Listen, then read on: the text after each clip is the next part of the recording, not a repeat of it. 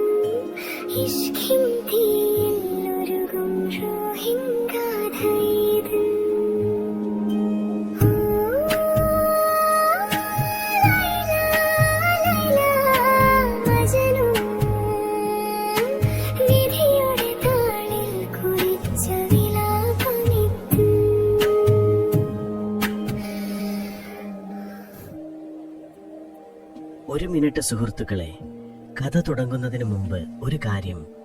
നിങ്ങൾ ഈ രാത്രി യാത്രകൾ ശരിക്കും ആസ്വദിക്കുന്നുണ്ടെങ്കിൽ വീഡിയോ ലൈക്ക് ചെയ്യാനും സ്ലംബർ സാഗ സബ്സ്ക്രൈബ് ചെയ്യാനും മറക്കരുത്. പിന്നെ നിങ്ങൾ എവിടെ നിന്നാണ് ഇത് കേൾക്കുന്നത്, ഇപ്പോൾ അവിടെ എത്ര സമയമായി എന്നതിനെക്കുറിച്ച് ഒരു കമന്റ് ഇടുക. കാരണം ആരൊക്കെ എവിടെ നിന്നൊക്കെയാണ് ഈ കഥ കേൾക്കുന്നതെന്ന് എനിക്ക് അറിയാൻ താല്പര്യമുണ്ട്. ഇപ്പോൾ നിങ്ങളുടെ ബെഡ്റൂം ലൈറ്റുകൾ ഡിം ചെയ്യുക. നല്ലൊരു പശ്ചാത്തല ശബ്ദത്തിനായി ആ ഫാൻ ഓൺ ചെയ്യുക. ഇന്ന് രാത്രിയിലെ ഈ യാത്രയിലേക്ക് നമുക്ക് ഒരുമിച്ച് മുന്നോട്ട് പോകാം. ബനു ആമിർ എന്ന വലിയൊരു ഗോത്രത്തിലാണ് നമ്മുടെ കഥ തുടങ്ങുന്നത്. മരുഭൂമിയിലെ ജീവിതം ഇന്നത്തെ പോലെയല്ല അന്ന്. ഓരോ ദിവസവും അതിജീവനത്തിനായുള്ള പോരാട്ടമാണ്. വെള്ളത്തിനായി അലയണം, ഭക്ഷണത്തിനായി വേട്ടയാടണം. രാത്രിയിലെ തണുപ്പിൽ നിന്നും പകൽ ചൂടിൽ നിന്നും രക്ഷ നേടാൻ കൂടാരങ്ങൾ വേണം. പക്ഷേ ഈ കഷ്ടപ്പാടുകൾക്കിടയിലും അവർക്ക് അവരുടേതായ സന്തോഷങ്ങളുണ്ട്. രാത്രിയിൽ തീ കൂട്ടി അതിനു ചുറ്റും ഇരുന്ന് കഥകൾ പറയുന്നതും തലമുറകൾ കൈമാറി വന്ന കവിതകൾ ചൊല്ലുന്നതും അവരുടെ ജീവിതത്തിന്റെ ഭാഗമാണ്. ഈ ഗോത്രത്തിലെ തലവന് ഒരു മകൻ ജനിക്കുന്നു. അവരവന് ഖൈസ് എന്ന് പേരിടുന്നു. അവന്റെ ജനനം ഗോത്രത്തിൽ വലിയ ആഘോഷങ്ങൾക്ക് വഴിവെക്കുന്നുണ്ട്. എന്നാൽ വളർന്നു വരുമ്പോൾ ഖൈസ് മറ്റു കുട്ടികളിൽ നിന്ന് അല്പം വ്യത്യസ്തനാണെന്ന് എല്ലാവരും തിരിച്ചറിയുന്നു. മറ്റു കുട്ടികൾ അമ്പെയ്ത്ത് പരിശീലിക്കുമ്പോഴും ഒട്ടകങ്ങളെ മേയ്ക്കാൻ പഠിക്കുമ്പോഴും ഖൈസിന്റെ ലോകം മറ്റൊന്നായിരുന്നു. അവൻ വാക്കുകളെ സ്നേഹിക്കുന്നു. മരുഭൂമിയിലെ മണൽത്തരികളെക്കുറിച്ചും രാത്രിയിലെ നക്ഷത്രങ്ങളെക്കുറിച്ചും ദൂരെ മലനിരകളിൽ തട്ടി പ്രതിധ്വനിക്കുന്ന ശബ്ദങ്ങളെക്കുറിച്ചും അവൻ കവിതകൾ കുറിക്കുന്നു. അവന്റെ മനസ്സിൽ ലോകം മറ്റുള്ളവർ കാണുന്നതിനേക്കാൾ വർണ്ണങ്ങളുള്ള ഒന്നാണ്. അതേ ഗോത്രത്തിൽ മറ്റൊരു പ്രമുഖ കുടുംബത്തിൽ ഒരു പെൺകുട്ടിയും ജനിക്കുന്നു. രാത്രിയുടെ സൗന്ദര്യമുള്ളവൾ എന്ന അർത്ഥം വരുന്ന ലൈല എന്ന പേരാണ് അവൾക്ക് നൽകുന്നത്. അവളുടെ കറുത്ത ഇടതൂർന്ന മുടിയും മാനുകളുടേതുപോലുള്ള ഭംഗിയുള്ള കണ്ണുകളും അവളെ ഗോത്രത്തിലെ ഏറ്റവും സുന്ദരിയായ കുട്ടിയാക്കി മാറ്റുന്നു. എന്നാൽ ലൈലയ്ക്ക് സൗന്ദര്യം മാത്രമല്ല ഉണ്ടായിരുന്നത്, അവൾക്ക് നല്ല ബുദ്ധിയും ധൈര്യവും ഉണ്ടായിരുന്നു. അവൾ സംസാരിക്കുമ്പോൾ മുതിർന്നവർ പോലും ശ്രദ്ധിച്ചു കേൾക്കും. അന്നത്തെ കാലത്ത് കുട്ടികൾക്ക് വിദ്യാഭ്യാസം നൽകുന്ന ഒരു രീതി ഉണ്ടായിരുന്നു. ഗോത്രത്തിലെ പ്രായമുള്ള അറിവുള്ള ഒരാളുടെ കൂടാരത്തിൽ കുട്ടികളെല്ലാം ഒരുമിച്ച് കൂടി ഖുറാനും കവിതകളും എഴുത്തും വായനയും പഠിക്കുന്നു. ഇതൊരു വലിയ സ്കൂളൊന്നുമല്ല. മരുഭൂമിയിലെ മണലിൽ ഒരു പായ വിരിച്ച് അതിലിരുന്നാണ് പഠനം. അവിടെ വെച്ചാണ് ഖൈസ് ആദ്യമായി ലൈലയെ കാണുന്നത്. അക്ഷരങ്ങൾ പഠിപ്പിക്കുന്ന ഗുരുവിന്റെ ശബ്ദമോ ചുറ്റുമിരുന്ന് ബഹളം വയ്ക്കുന്ന മറ്റു കുട്ടികളെയോ അവൻ ശ്രദ്ധിക്കുന്നില്ല. അവന്റെ കണ്ണുകൾ ആദ്യമായി ലൈലയുടെ മുഖത്ത് ഉടക്കി നിൽക്കുന്നു. ആ നിമിഷം അവന്റെ ലോകം ആ കൂടാരത്തിനുള്ളിലേക്ക് ചുരുങ്ങുന്നു. ലൈലയുടെ ചിരി കേൾക്കുമ്പോൾ ഖൈസിന്റെ ഹൃദയം വേഗത്തിൽ മിടിക്കാൻ തുടങ്ങുന്നു. അവൾ എന്തെങ്കിലും സംസാരിക്കുമ്പോൾ അത് തന്നോടായിരുന്നെങ്കിൽ എന്നവൻ ആഗ്രഹിക്കുന്നു. ലൈലയും പതിയെ ഖൈസിനെ ശ്രദ്ധിക്കാൻ തുടങ്ങുന്നുണ്ട്. മറ്റു ആൺകുട്ടികളെ പോലെ ആയിരുന്നില്ല അവൻ. അവൻ ഒച്ചയെടുത്ത് സംസാരിക്കുന്നില്ല, മറ്റുള്ളവരെ പോലെ കളിയാക്കുന്നില്ല. പകരം അവന്റെ വലിയ കണ്ണുകളിൽ എപ്പോഴും ഒരു സ്വപ്നലോകം ഒളിപ്പിച്ചു വെച്ചതുപോലെ തോന്നും. അവൻ കവിത എഴുതുമ്പോൾ അവന്റെ വിരലുകൾ മണലിൽ അക്ഷരങ്ങൾ കോറിയിടുമ്പോൾ ലൈല അത്ഭുതത്തോടെ നോക്കിയിരിക്കും. അവൾക്കറിയാം ആ കവിതകളിൽ എവിടെയോ താനുണ്ടെന്ന്. ചിലപ്പോൾ അവനൊരു തുകൽ കഷ്ണത്തിൽ അവൾക്കായി മാത്രം ചില വരികൾ എഴുതി കൊടുക്കും. അത് വായിക്കുമ്പോൾ ലൈലയുടെ കവിളുകൾ ചുവക്കും. അതൊരു രഹസ്യം പോലെ അവൾ സൂക്ഷിക്കും. പഠന ക്ലാസ് കഴിഞ്ഞാൽ പിന്നെ അവരുടെ ലോകം വിശാലമായ മരുഭൂമിയാണ്. അവർ ഒരുമിച്ച് ആടുകളെ മേയ്ക്കാൻ പോകും. മറ്റു കുട്ടികൾ കളിക്കുന്ന കളികളിലൊന്നും അവർക്ക് താല്പര്യമുണ്ടായിരുന്നില്ല. പകരം അവരൊരു ഒട്ടകത്തിന്റെ മറവിലിരുന്ന് സംസാരിക്കും. ഖൈസ് അവൾക്ക് പുതിയ കവിതകൾ ചൊല്ലിക്കൊടുക്കും. ആ കവിതകളിലെല്ലാം ലൈലയായിരുന്നു നിറഞ്ഞു നിന്നിരുന്നത്. അവളുടെ കണ്ണുകളെ മരുപ്പച്ചയോടും അവളുടെ മുടിയെ രാത്രിയുടെ ഇരുളിനോടും അവൻ ഉപമിച്ചു. ലൈലയാവട്ടെ അവന്റെ കവിതകളിലെ ലോകത്ത് ജീവിക്കാൻ ഇഷ്ടപ്പെട്ടു. ആ വാക്കുകൾ അവൾക്ക് ചുറ്റും ഒരു മാന്ത്രിക ലോകം തീർത്തു. അവർക്കിടയിൽ പ്രായം കവിഞ്ഞൊരു അടുപ്പമുണ്ടായിരുന്നു. അത് വെറുമൊരു കുട്ടിക്കാലത്തെ സൗഹൃദമായിരുന്നില്ല, അതിനപ്പുറം മറ്റെന്തോ ആയിരുന്നു. പരസ്പരം നോക്കിയിരിക്കുമ്പോൾ പോലും അവർ സംസാരിച്ചു.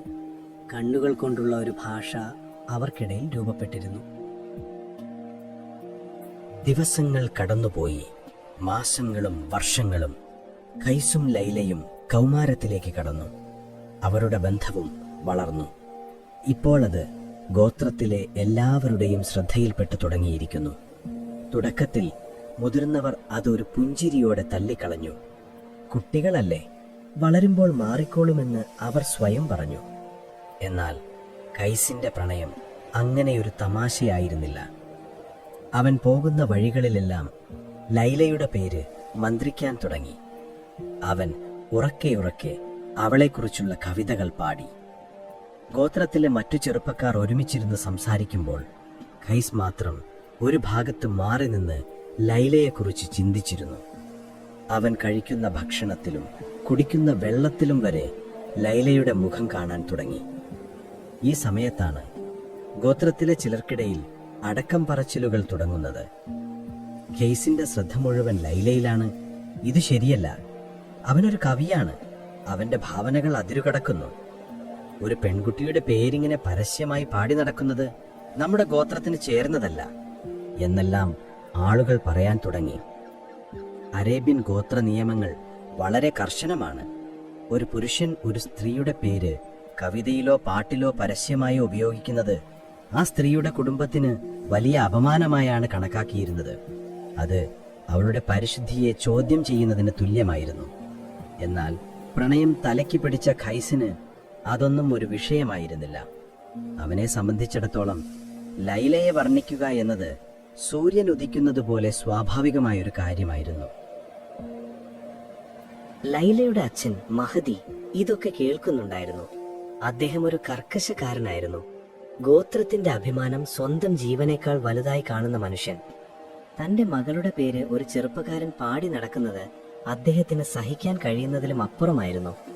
അദ്ദേഹം ഖൈസിന്റെ പിതാവിനോട് ഇതേക്കുറിച്ച് സംസാരിച്ചു. നിങ്ങളുടെ മകനെ അടക്കി നിർത്തണം. അവൻ എന്റെ മകളുടെ പേരുപയോഗിച്ച് ഗോത്രത്തിൽ അപവാദം പരത്തുകയാണ്. അദ്ദേഹം മുന്നറിയിപ്പ് നൽകി. ഖൈസിന്റെ പിതാവ് സ്നേഹനിധിയായ ഒരു മനുഷ്യനായിരുന്നു. അദ്ദേഹം മകനെ ഉപദേശിക്കാൻ ശ്രമിച്ചു. മോനെ, നിന്റെ ഇഷ്ടം എനിക്ക് മനസ്സിലാവും. പക്ഷേ ഇങ്ങനെ പരസ്യമായി അവളുടെ പേര് പാടി നടക്കുന്നത് നമുക്ക് ദോഷം ചെയ്യും. ക്ഷമയോടെ കാത്തിരിക്കൂ. സമയമാകുമ്പോൾ നമുക്കവരെ സമീപിച്ച് വിവാഹം ആലോചിക്കാം. പക്ഷേ ഖൈസിന് ക്ഷമിക്കാൻ അറിയില്ലായിരുന്നു. ലൈല ഇല്ലാത്ത ഒരു നിമിഷത്തെക്കുറിച്ച് അവന് ചിന്തിക്കാൻ പോലും കഴിയില്ലായിരുന്നു. പിതാവിന്റെ വാക്കുകൾ അവന്റെ ഒരു ചെവിയിലൂടെ കയറി മറു ചെവിയിലൂടെ പുറത്തുപോയി. അവൻ വീണ്ടും കവിതകൾ എഴുതി ലൈലയുടെ പേര് കൂടുതൽ ഉച്ചത്തിൽ പാടി. ഓരോ ദിവസവും അവന്റെ പ്രണയം കൂടി വന്നു. അത് പതിയെ പതിയെ ഒരു ലഹരിയായി മാറുകയായിരുന്നു. ലൈലയെ കാണാതെ ഒരു ദിവസം പോലും അവന് തള്ളി നീക്കാൻ കഴിയുന്നില്ലായിരുന്നു. അവളെ കാണാൻ വേണ്ടി മാത്രം അവൻ പല വഴികളും കണ്ടുപിടിച്ചു. ഇത് ലൈലയുടെ വീട്ടുകാരിൽ കൂടുതൽ ദേഷ്യമുണ്ടാക്കി. അവർ ലൈലയെ വീട്ടുതടങ്കലിലാക്കി. അവളെ പുറത്തിറങ്ങാൻ അനുവദിച്ചില്ല. അതോടുകൂടി ഖൈസിന്റെ ലോകം കീഴ്മേൽ മറിഞ്ഞു. ആ നിഷ്കളങ്കമായ കുട്ടിക്കാല പ്രണയത്തിന് മുകളിൽ ആദ്യത്തെ കരിനിഴൽ വീഴുകയായിരുന്നു.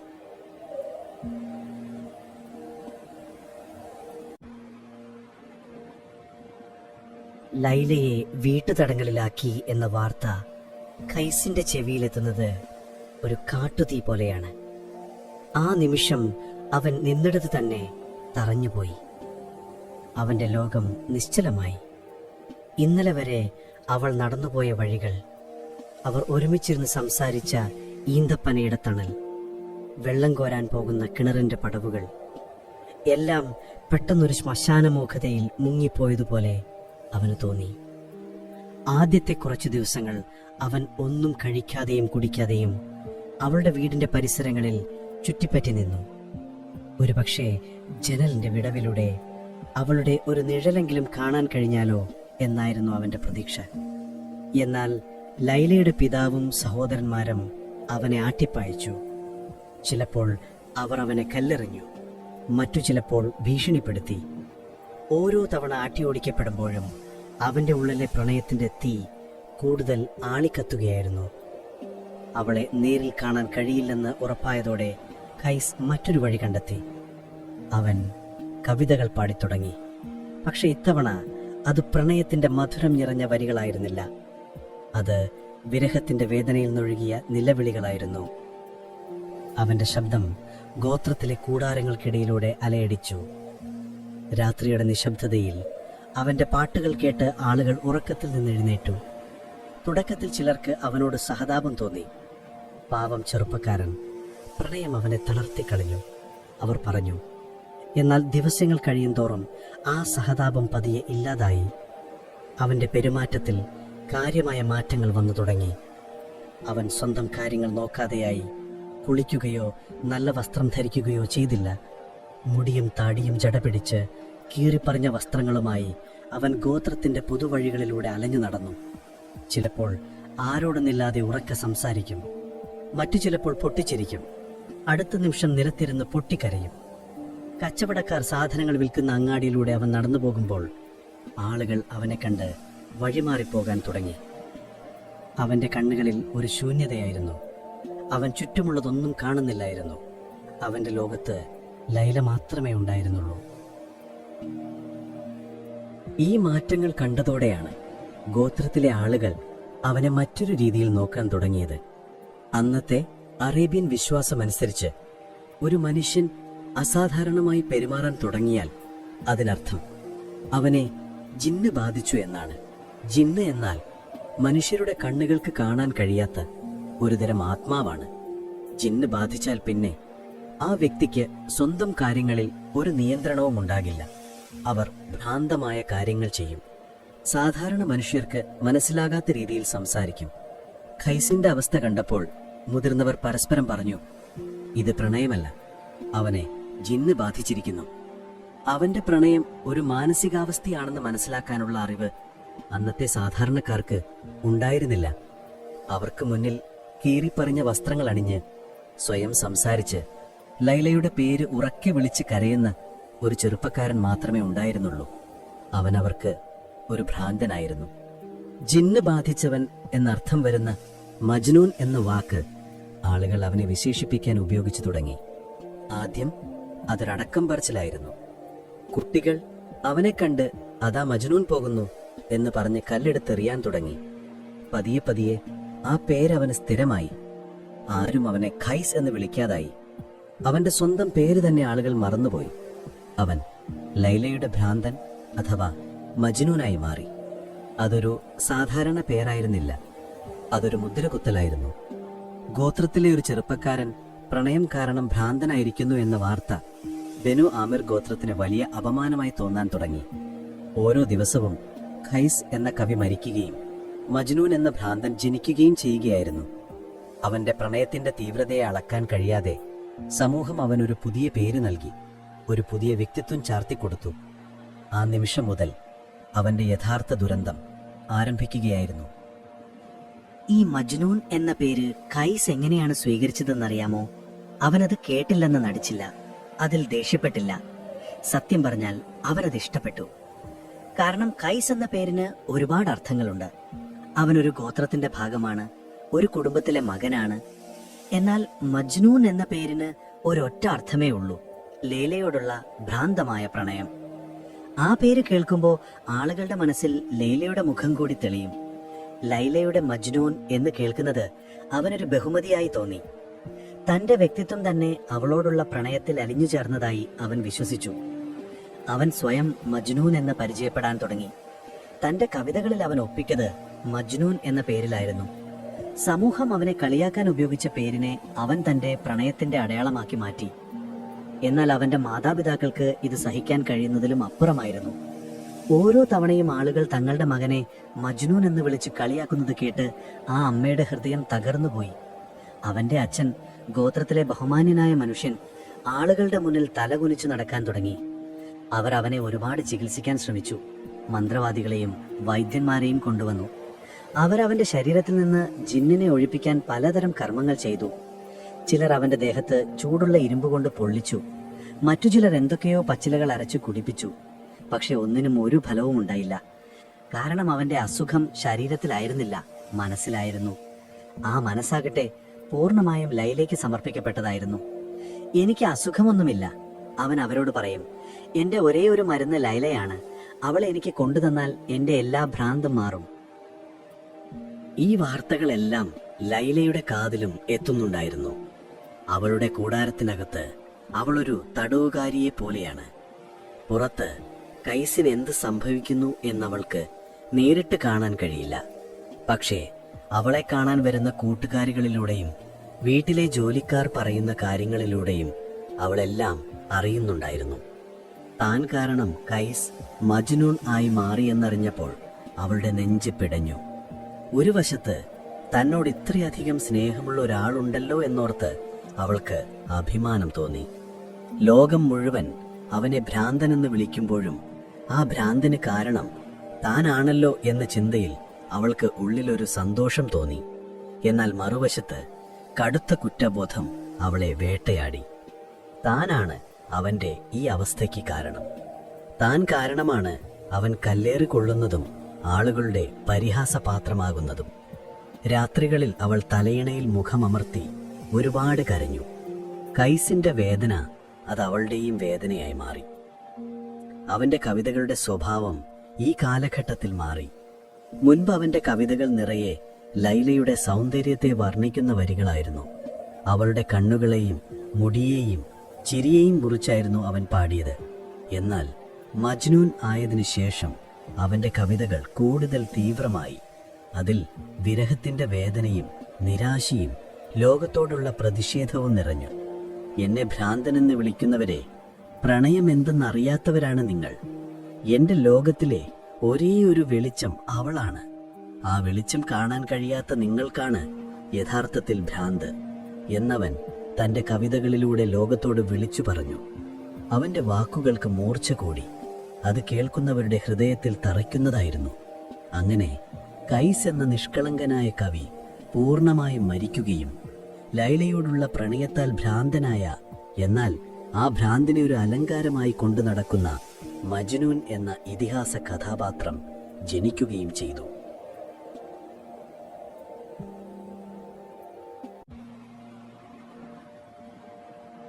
ഹൈസ് എന്ന പേര് ഓർമ്മകളിൽ ലയിക്കുകയും മജ്നൂൻ എന്ന യാഥാർത്ഥ്യം ബനു ആമിർ ഗോത്രത്തിൽ ഒരു കരിനിഴലായി മാറുകയും ചെയ്തതോടെ അവന്റെ മാതാപിതാക്കളുടെ ഹൃദയത്തിലെ അവസാന പ്രതീക്ഷയും വറ്റിത്തുടങ്ങി. തങ്ങളുടെ കൺമുന്നിൽ വെച്ച് മകൻ സ്വയം ഉരുകിത്തീരുന്നത് അവർക്ക് നിസ്സഹായരായി നോക്കി നിൽക്കേണ്ടി വന്നു. വൈദ്യന്മാർ കൈയൊഴിഞ്ഞു. മന്ത്രവാദികൾ തോൽവി സമ്മതിച്ചു. ഇനി ഒരൊറ്റ വഴിയേ അവരുടെ മുന്നിൽ ബാക്കിയുണ്ടായിരുന്നുള്ളൂ.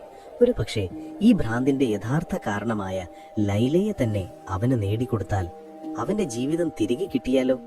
അതൊരു ദുർബലമായ പ്രതീക്ഷയായിരുന്നു. എങ്കിലും ഒരച്ഛനും അമ്മയ്ക്കും തങ്ങളുടെ മകനെ അങ്ങനെ അങ്ങ് മരണത്തിന് വിട്ടുകൊടുക്കാൻ കഴിയില്ലല്ലോ. കൈസിന്റെ പിതാവ് ഗോത്രത്തിലെ മറ്റു തലമുതിർന്നവരുമായി സംസാരിച്ചു. നമുക്ക് ഔദ്യോഗികമായി ലൈലയുടെ വീട്ടിൽ പോയി വിവാഹം ആലോചിക്കാം. ഒരുപക്ഷെ നമ്മുടെ അപേക്ഷ അവർ സ്വീകരിച്ചേക്കാം. 2 കുടുംബങ്ങൾ ഒന്നിക്കുന്നതോടെ ഈ പ്രശ്നങ്ങളെല്ലാം അവസാനിച്ചേക്കാം. മുതിർന്നവർക്കിടയിൽ പല അഭിപ്രായങ്ങളുണ്ടായി. അതത്ര എളുപ്പമാവില്ല. കൈസ് ഇതിനോടകം തന്നെ അവരുടെ കുടുംബത്തിൽ ഒരുപാട് അപമാനം വരുത്തി വെച്ചിട്ടുണ്ട്. എന്നാൽ ഒരാൾ പറഞ്ഞു, എന്നാലും ഇതല്ലാതെ മറ്റൊരു വഴിയില്ലല്ലോ. ഒരു ചെറുപ്പക്കാരന്റെ ജീവൻ രക്ഷിക്കാൻ നമ്മൾ ശ്രമിക്കണം, മറ്റൊരാൾ വാദിച്ചു. അവസാനം കൈസിന്റെ പിതാവിനോടൊപ്പം ഗോത്രത്തിലെ ഏറ്റവും ബഹുമാന്യരായ കുറച്ച് ആളുകളെയും കൂട്ടി ലൈലയുടെ പിതാവായ മഹദിയെ കാണാൻ പോകാൻ അവർ തീരുമാനിച്ചു. അതൊരു സാധാരണ സന്ദർശനമായിരുന്നില്ല. ഒരു ഗോത്രത്തിലെ ഒരു വിഭാഗം മറ്റൊരു വിഭാഗത്തിന്റെ തലവനെ കാണാൻ പോവുകയാണ്. ഏറ്റവും നല്ല വസ്ത്രങ്ങൾ ധരിച്ച് വിലപിടിപ്പുള്ള സമ്മാനങ്ങളുമായിട്ടാണ് അവർ യാത്ര തിരിച്ചത്. കൈസിന്റെ പിതാവ് തന്റെ ഏറ്റവും നല്ല ഒട്ടകങ്ങളെയും പേർഷ്യൻ പരവന്താനികളും സുഗന്ധദ്രവ്യങ്ങളും സമ്മാനമായി കരുതിയിരുന്നു. ഒരു മകളുടെ വിലയായിട്ടല്ല, മറിച്ച് തങ്ങളുടെ അപേക്ഷയുടെ ആത്മാർത്ഥത ബോധിപ്പിക്കാനായിരുന്നു അത്. അവർ ലൈലയുടെ കൂടാരത്തിനടുത്തെത്തിയപ്പോൾ മഹദിയും സഹോദരന്മാരും അവരെ സ്വീകരിക്കാൻ പുറത്തു വന്നു നിന്നിരുന്നു. അവരുടെ മുഖത്ത് പക്ഷേ ഒരു സന്തോഷവും ഉണ്ടായിരുന്നില്ല. ഗൗരവം നിറഞ്ഞ കല്ലുപോലുള്ള മുഖഭാവമായിരുന്നു എല്ലാവർക്കും. അകത്ത് നിലത്തു വിരിച്ച പരവതാനിയിലിരുന്ന് ഔപചാരികമായ കുശലാന്വേഷണങ്ങൾക്ക് ശേഷം ഖൈസിന്റെ പിതാവ് വിഷയം അവതരിപ്പിച്ചു. അദ്ദേഹത്തിന്റെ ശബ്ദം ഇടറിയിരുന്നു. മഹദി, നിങ്ങൾക്കറിയാമല്ലോ എന്റെ മകന്റെ അവസ്ഥ. അവൻ നിങ്ങളുടെ മകളെ എത്രമാത്രം സ്നേഹിക്കുന്നുണ്ടെന്നും നിങ്ങൾക്കറിയാം. ആ സ്നേഹം അവനൊരു ഭാരമായി മാറിയിരിക്കുന്നു. അവന്റെ ജീവൻ തന്നെ അപകടത്തിലാണ്. ഞാൻ നിങ്ങളുടെ മുന്നിൽ ഒരു യാചകനായി വന്നിരിക്കുകയാണ്. എന്റെ മകന് വേണ്ടി നിങ്ങളുടെ മകൾ ലൈലയുടെ കൈ തരണം. ഈ വിവാഹം നടന്നാൽ എന്റെ മകനെ എനിക്ക് തിരികെ ലഭിക്കും. ഈ 2 കുടുംബങ്ങളും തമ്മിലുള്ള ബന്ധം കൂടുതൽ ദൃഢമാവുകയും ചെയ്യും. അവൾ നിങ്ങളുടെ വീട്ടിൽ എങ്ങനെയാണോ ജീവിച്ചത്, അതിനേക്കാൾ സന്തോഷത്തോടെ എന്റെ വീട്ടിൽ ജീവിക്കുമെന്ന് ഞാൻ നിങ്ങൾക്ക് വാക്ക് തരുന്നു. അദ്ദേഹം പറഞ്ഞു നിർത്തിയപ്പോൾ കൂടാരത്തിനകത്ത് ശ്മശാനമൂകതയായിരുന്നു. പുറത്ത് വീശുന്ന കാറ്റിന്റെ ശബ്ദം മാത്രം കേൾക്കാം. മഹദി കുറെ നേരം ഒന്നും മിണ്ടാതെ നിലത്തേക്ക് നോക്കിയിരുന്നു. എന്നിട്ട് പതുക്കെ തലയുയർത്തി. ആ കണ്ണുകളിൽ ദയയുടെ ഒരു കണിക പോലുമില്ലായിരുന്നു. നിങ്ങൾ എന്റെ അതിഥികളാണ്. നിങ്ങളെ ബഹുമാനിക്കേണ്ടത് എന്റെ കടമയാണ്. അതുകൊണ്ട് മാത്രം ഞാൻ നിങ്ങളെ കേട്ടിരുന്നു. അദ്ദേഹം പറഞ്ഞു തുടങ്ങി. നിങ്ങളുടെ മകന് എന്റെ മകളോട് സ്നേഹമുണ്ടെന്ന് നിങ്ങൾ പറയുന്നു. അതിനെയാണോ നിങ്ങൾ സ്നേഹമെന്ന് വിളിക്കുന്നത്? ഒരു പെൺകുട്ടിയുടെ പേര് അങ്ങാടിപ്പാട്ടാക്കി കവിതകൾ പാടി നാടുനീളം നടന്ന് അവരുടെ കുടുംബത്തിന് അപമാനം വരുത്തി വെക്കുന്നതിനെയാണോ സ്നേഹമെന്ന് പറയുന്നത്? ഓരോ വാക്കും ഒരു ചാട്ടവാർ അടി പോലെയാണ് ഖൈസിന്റെ പിതാവിന്റെ ഹൃദയത്തിൽ കൊണ്ടത്. അവൻ ചെറുപ്പമാണ്. അവന്റെ പ്രണയത്തിന്റെ തീവ്രതയിൽ അവൻ ചെയ്തു പോയതാണ്. വിവാഹം കഴിഞ്ഞാൽ അവൻ മാറും. അദ്ദേഹം ദുർബലമായി പ്രതിരോധിക്കാൻ ശ്രമിച്ചു. മാറുമെന്നോ? മെഹദി പുച്ഛത്തോടെ ചിരിച്ചു. അവനിപ്പോൾ വെറുമൊരു കവിയല്ല, അവനൊരു മജ്നൂനാണ്, ഒരു ഭ്രാന്തൻ. ലോകം മുഴുവൻ അവനെ അങ്ങനെയാണ് വിളിക്കുന്നത്. എന്റെ മകളെ, എന്റെ രക്തത്തെ ഒരു ഭ്രാന്തന്റെ കയ്യിൽ ഏൽപ്പിക്കാൻ ഞാൻ തയ്യാറല്ല. നിങ്ങൾ കൊണ്ടുവന്ന ഈ സമ്മാനങ്ങളെല്ലാം എനിക്ക് പുല്ലുവിലയാണ്. എന്റെ മകളുടെ അഭിമാനമാണ് എനിക്ക് ഏറ്റവും വലുത്. നിങ്ങളുടെ മകൻ കാരണം ആ അഭിമാനത്തിന് ഇതിനോടകം തന്നെ കളങ്കം സംഭവിച്ചു കഴിഞ്ഞു. ഇനിയും അത് സഹിക്കാൻ എനിക്ക് വയ്യ. മെഹദിയുടെ ശബ്ദം കൂടാരത്തിൽ മുഴങ്ങി. എന്റെ മകളുടെ പേര് നിങ്ങളുടെ മകൻ തെരുവിലുടനീളം പാടി നടന്നപ്പോൾ നഷ്ടപ്പെട്ട അഭിമാനം നിങ്ങൾ കൊണ്ടുവന്ന ഈ ഒട്ടകങ്ങൾ തിരിച്ചു തരുമോ? ഒരു പെൺകുട്ടിയുടെ പേര്, അവളുടെ അഭിമാനം, അത് ഞങ്ങളുടെ ഗോത്രത്തിൽ ഒരു നിധി പോലെയാണ് സൂക്ഷിക്കുന്നത്. അത് പുറം ലോകം അറിയേണ്ടത് വിവാഹശേഷമാണ്, അവളുടെ ഭർത്താവിലൂടെയാണ്. നിങ്ങളുടെ മകൻ ആ നിയമത്തെയാണ് ലംഘിച്ചത്. അവൻ എന്റെ മകളെ ലോകത്തിന് മുന്നിൽ ഒരു വിലക്കുറഞ്ഞ വസ്തുവാക്കി മാറ്റി. ഇനിയൊരു പുരുഷനും അവളെ വിവാഹം കഴിക്കാൻ മുന്നോട്ട് വരണമെന്നില്ല. കാരണം അവളുടെ പേര് ഇതിനോടകം തന്നെ മറ്റൊരു പുരുഷനുമായി ചേർക്കപ്പെട്ട് കഴിഞ്ഞു. അദ്ദേഹം എഴുന്നേറ്റ് നിന്നു. അത് ആ സംഭാഷണം അവസാനിച്ചു എന്നതിന്റെ സൂചനയായിരുന്നു. അതുകൊണ്ട് ഈ ബന്ധം നടക്കില്ല, ഒരിക്കലും നടക്കില്ല. ഇനി ഒരിക്കലും ഈ വിഷയവുമായി എന്റെ കൂടാരത്തിന്റെ പടി ചവിട്ടരുത്. നിങ്ങളുടെ മകനോട് പറയുക, അവൻ എന്റെ മകളുടെ പേര് ഇനിമേലിൽ ഉച്ചരിക്കരുത്. അവൾ അവന് മരിച്ചതിന് തുല്യമാണ്. ആ വാക്കുകൾ കേട്ട് കൈസിന്റെ പിതാവും കൂടെ വന്നവരും തകർന്നുപോയി. ഒരു വാക്കുപോലും മറുപടി പറയാനാവാതെ അവർ എഴുന്നേറ്റു. കൊണ്ടുവന്ന സമ്മാനങ്ങൾ അവിടെ തന്നെ ഉപേക്ഷിച്ച് തലകുനിച്ച് അവർ പുറത്തേക്ക് നടന്നു. ആ മടക്കയാത്ര നിശബ്ദമായിരുന്നു. ഓരോരുത്തരുടെയും മനസ്സിൽ മെഹദിയുടെ വാക്കുകൾ ഒരു തീക്കനൽ പോലെ എരിയുന്നുണ്ടായിരുന്നു. ഒരു പിതാവിന്റെ ഹൃദയം അവിടെ വെച്ച് 1000 കഷ്ണങ്ങളായി നുറുങ്ങിപ്പോയിരുന്നു. തന്റെ മകന്റെ അവസാനത്തെ പ്രതീക്ഷയും അസ്തമിച്ചിരിക്കുന്നു. കൂടാരത്തിന്റെ മറവിൽ നിന്ന് ഇതെല്ലാം കേൾക്കുകയായിരുന്നു ലൈല. ഓരോ വാക്കും മുള്ളുപോലെ അവളുടെ ഹൃദയത്തിൽ തറച്ചു കയറി. അച്ഛന്റെ ഭാഗത്ത് ന്യായമുണ്ടെന്ന് അവൾക്കറിയാം. ഗോത്രത്തിന്റെ നിയമങ്ങൾ അങ്ങനെയാണ്. പക്ഷേ ഖൈസിന്റെ അവസ്ഥയെ ഓർത്തപ്പോൾ അവളുടെ ഹൃദയം പിടഞ്ഞു. അവൾക്ക് പുറത്തേക്ക് ഓടിച്ചെന്ന് എനിക്കിഷ്ടമാണ്, എന്നെ അവരെ വിവാഹം കഴിപ്പിച്ചു തരൂ എന്ന് അലറി വിളിക്കാൻ തോന്നി. പക്ഷേ അവൾക്കതിന് കഴിയില്ലായിരുന്നു. ഒരു മകൾക്ക് അവളുടെ പിതാവിനെ ധിക്കരിക്കാൻ കഴിയാത്ത കാലമായിരുന്നു അത്. അവൾ ശബ്ദമില്ലാതെ കരഞ്ഞു. അവളുടെ കണ്ണുനീർ കൂടാരത്തിലെ മണലിൽ വീണ് അപ്രത്യക്ഷമായി. വീട്ടിൽ തിരിച്ചെത്തിയ പിതാവ് കാണുന്നത് ദൂരെ ഒരു പാറപ്പുറത്ത് ആകാശത്തേക്ക് നോക്കിയിരിക്കുന്ന മജ്നൂനെയാണ്. അവന്റെ കണ്ണുകൾ ഒരിടത്തും ഉറയ്ക്കുന്നില്ലായിരുന്നു. പിതാവ് പതുക്കെ അവന്റെ അടുത്തേക്ക് ചെന്നു. എങ്ങനെയാണ് ഈ വാർത്ത അവനോട് പറയേണ്ടതെന്ന് അദ്ദേഹത്തിന് അറിയില്ലായിരുന്നു. അദ്ദേഹം അവന്റെ തോളിൽ കൈവച്ചു. മോനെ. ആ ശബ്ദം തൊണ്ടയിൽ കുരുങ്ങി. മജ്നൂൻ പതുക്കെ തിരിഞ്ഞു നോക്കി. അവന്റെ കണ്ണുകളിൽ ഒരു ഭാവവ്യത്യാസവുമില്ലായിരുന്നു. അവർ സമ്മതിച്ചില്ല അല്ലേ? അവൻ ചോദിച്ചു. അതൊരു ചോദ്യമായിരുന്നില്ല, ഒരു പ്രസ്താവനയായിരുന്നു. പിതാവ് വേദനയോടെ തലയാട്ടി. മകൻ ഇപ്പോൾ പൊട്ടിക്കരയുമെന്നോ ദേഷ്യപ്പെടുമെന്നോ അദ്ദേഹം കരുതി. പക്ഷേ മജ്നൂൻ ചിരിക്കുകയാണ് ചെയ്തത്. അതൊരു സാധാരണ ചിരിയായിരുന്നില്ല. അതിൽ വേദനയും പുച്ഛവുമെല്ലാം കലർന്നിരുന്നു. എനിക്കറിയാമായിരുന്നു, അവൻ പറഞ്ഞു. ഈ ലോകം നമ്മളെ ഒരുമിപ്പിക്കാൻ വേണ്ടിയുള്ളതല്ല. നമ്മുടെ പ്രണയം മനസ്സിലാക്കാൻ ഇവർക്കാർക്കും കഴിയില്ല. ഇവരുടെ നിയമങ്ങളും ചട്ടങ്ങളും സ്നേഹത്തിന് വേണ്ടിയുള്ളതല്ല. അവൻ പതുക്കെ എഴുന്നേറ്റ് നിന്നു. കീറിപ്പറഞ്ഞ വസ്ത്രങ്ങൾ കാറ്റിൽ പറക്കുന്നുണ്ടായിരുന്നു. അച്ഛൻ വിഷമിക്കേണ്ട, ലൈല എന്റേതാണ്. ഈ ലോകത്തല്ലെങ്കിൽ മറ്റേതോ ലോകത്ത് അവൾ എന്റേതായിരിക്കും. അത്രയും പറഞ്ഞ് അവൻ മുന്നോട്ട് നടക്കാൻ തുടങ്ങി. ഗോത്രത്തിന്റെ അതിരുകൾ ലക്ഷ്യമാക്കി ആൾതാമസമില്ലാത്ത മരുഭൂമിയുടെ അനന്തതയിലേക്ക്. പിതാവ് അവനെ പിന്നിൽ നിന്ന് വിളിച്ചു. മോനെ, എങ്ങോട്ടാ? മജ്നൂൻ തിരിഞ്ഞു നോക്കിയില്ല. എന്റെ ലോകത്തേക്ക്. അവന്റെ നേർത്ത ശബ്ദം കാട്ടിൽ അലിഞ്ഞു ചേർന്നു. ആ നിമിഷം ലൈലയുടെ വീട്ടുകാരുടെ തിരസ്കാരം അവന്റെ അവസാനത്തെ പ്രതീക്ഷയുടെ നൂലിനെയും പൊട്ടിച്ചെറിഞ്ഞിരുന്നു. അവൻ ഇനി ബനു ആമിർ ഗോത്രത്തിലെ ഖൈസല്ല, കുടുംബത്തിന്റെ ഭാഗമല്ല, സമൂഹത്തിന്റെ കണ്ണിയല്ല. അവൻ മജ്നൂൻ മാത്രമാണ്. പ്രണയം തിരസ്കരിക്കപ്പെട്ട, ലോകം വെറുത്ത ഭ്രാന്തൻ.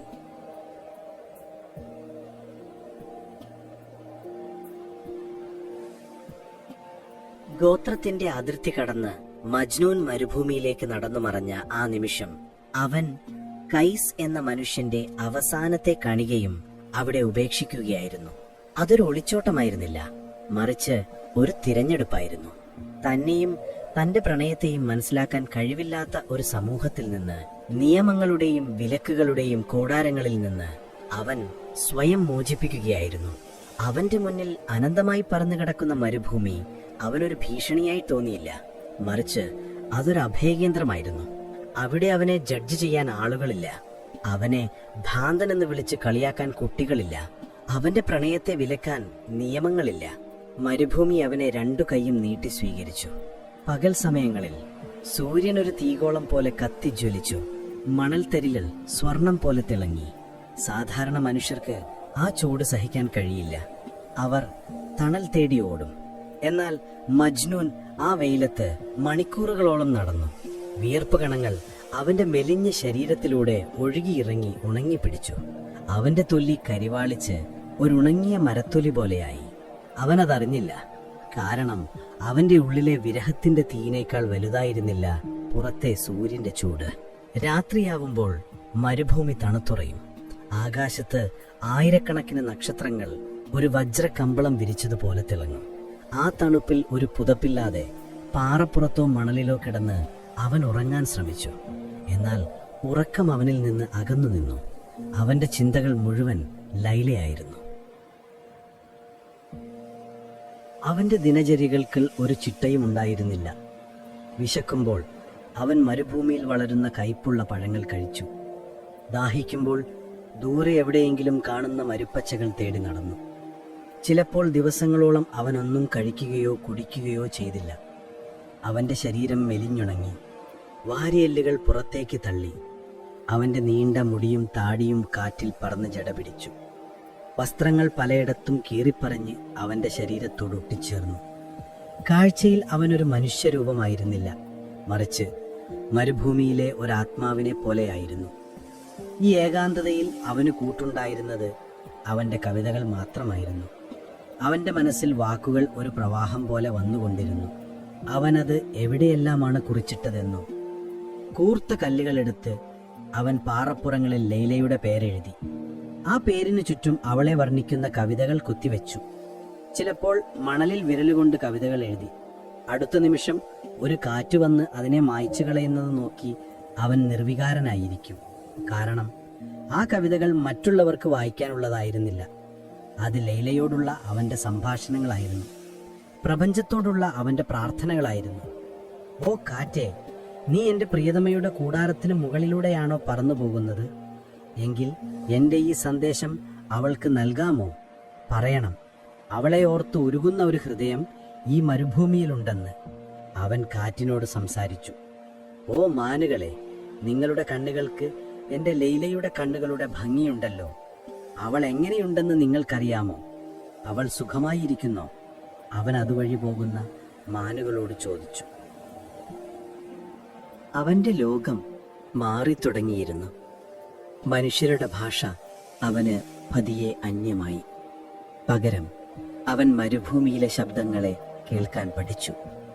കാറ്റിന്റെ സംഗീതം, മണൽത്തരികൾ നീങ്ങുന്നതിന്റെ ശബ്ദം, രാത്രിയിൽ ദൂരെ കുറുക്കന്മാർ ഓരിയിടുന്നത്, ഇതെല്ലാമായിരുന്നു അവന്റെ പുതിയ ഭാഷ. അവന്റെ കവിതകളുടെ സ്വഭാവത്തിലും മാറ്റം വന്നു.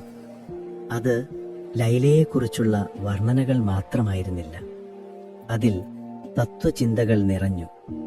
സ്നേഹത്തെക്കുറിച്ചും ജീവിതത്തെക്കുറിച്ചും ദൈവത്തെക്കുറിച്ചുമുള്ള അവന്റെ കാഴ്ചപ്പാടുകൾ ആ കവിതകളിൽ പ്രതിഫലിച്ചു. അവൻ സമൂഹത്തെ ചോദ്യം ചെയ്തു.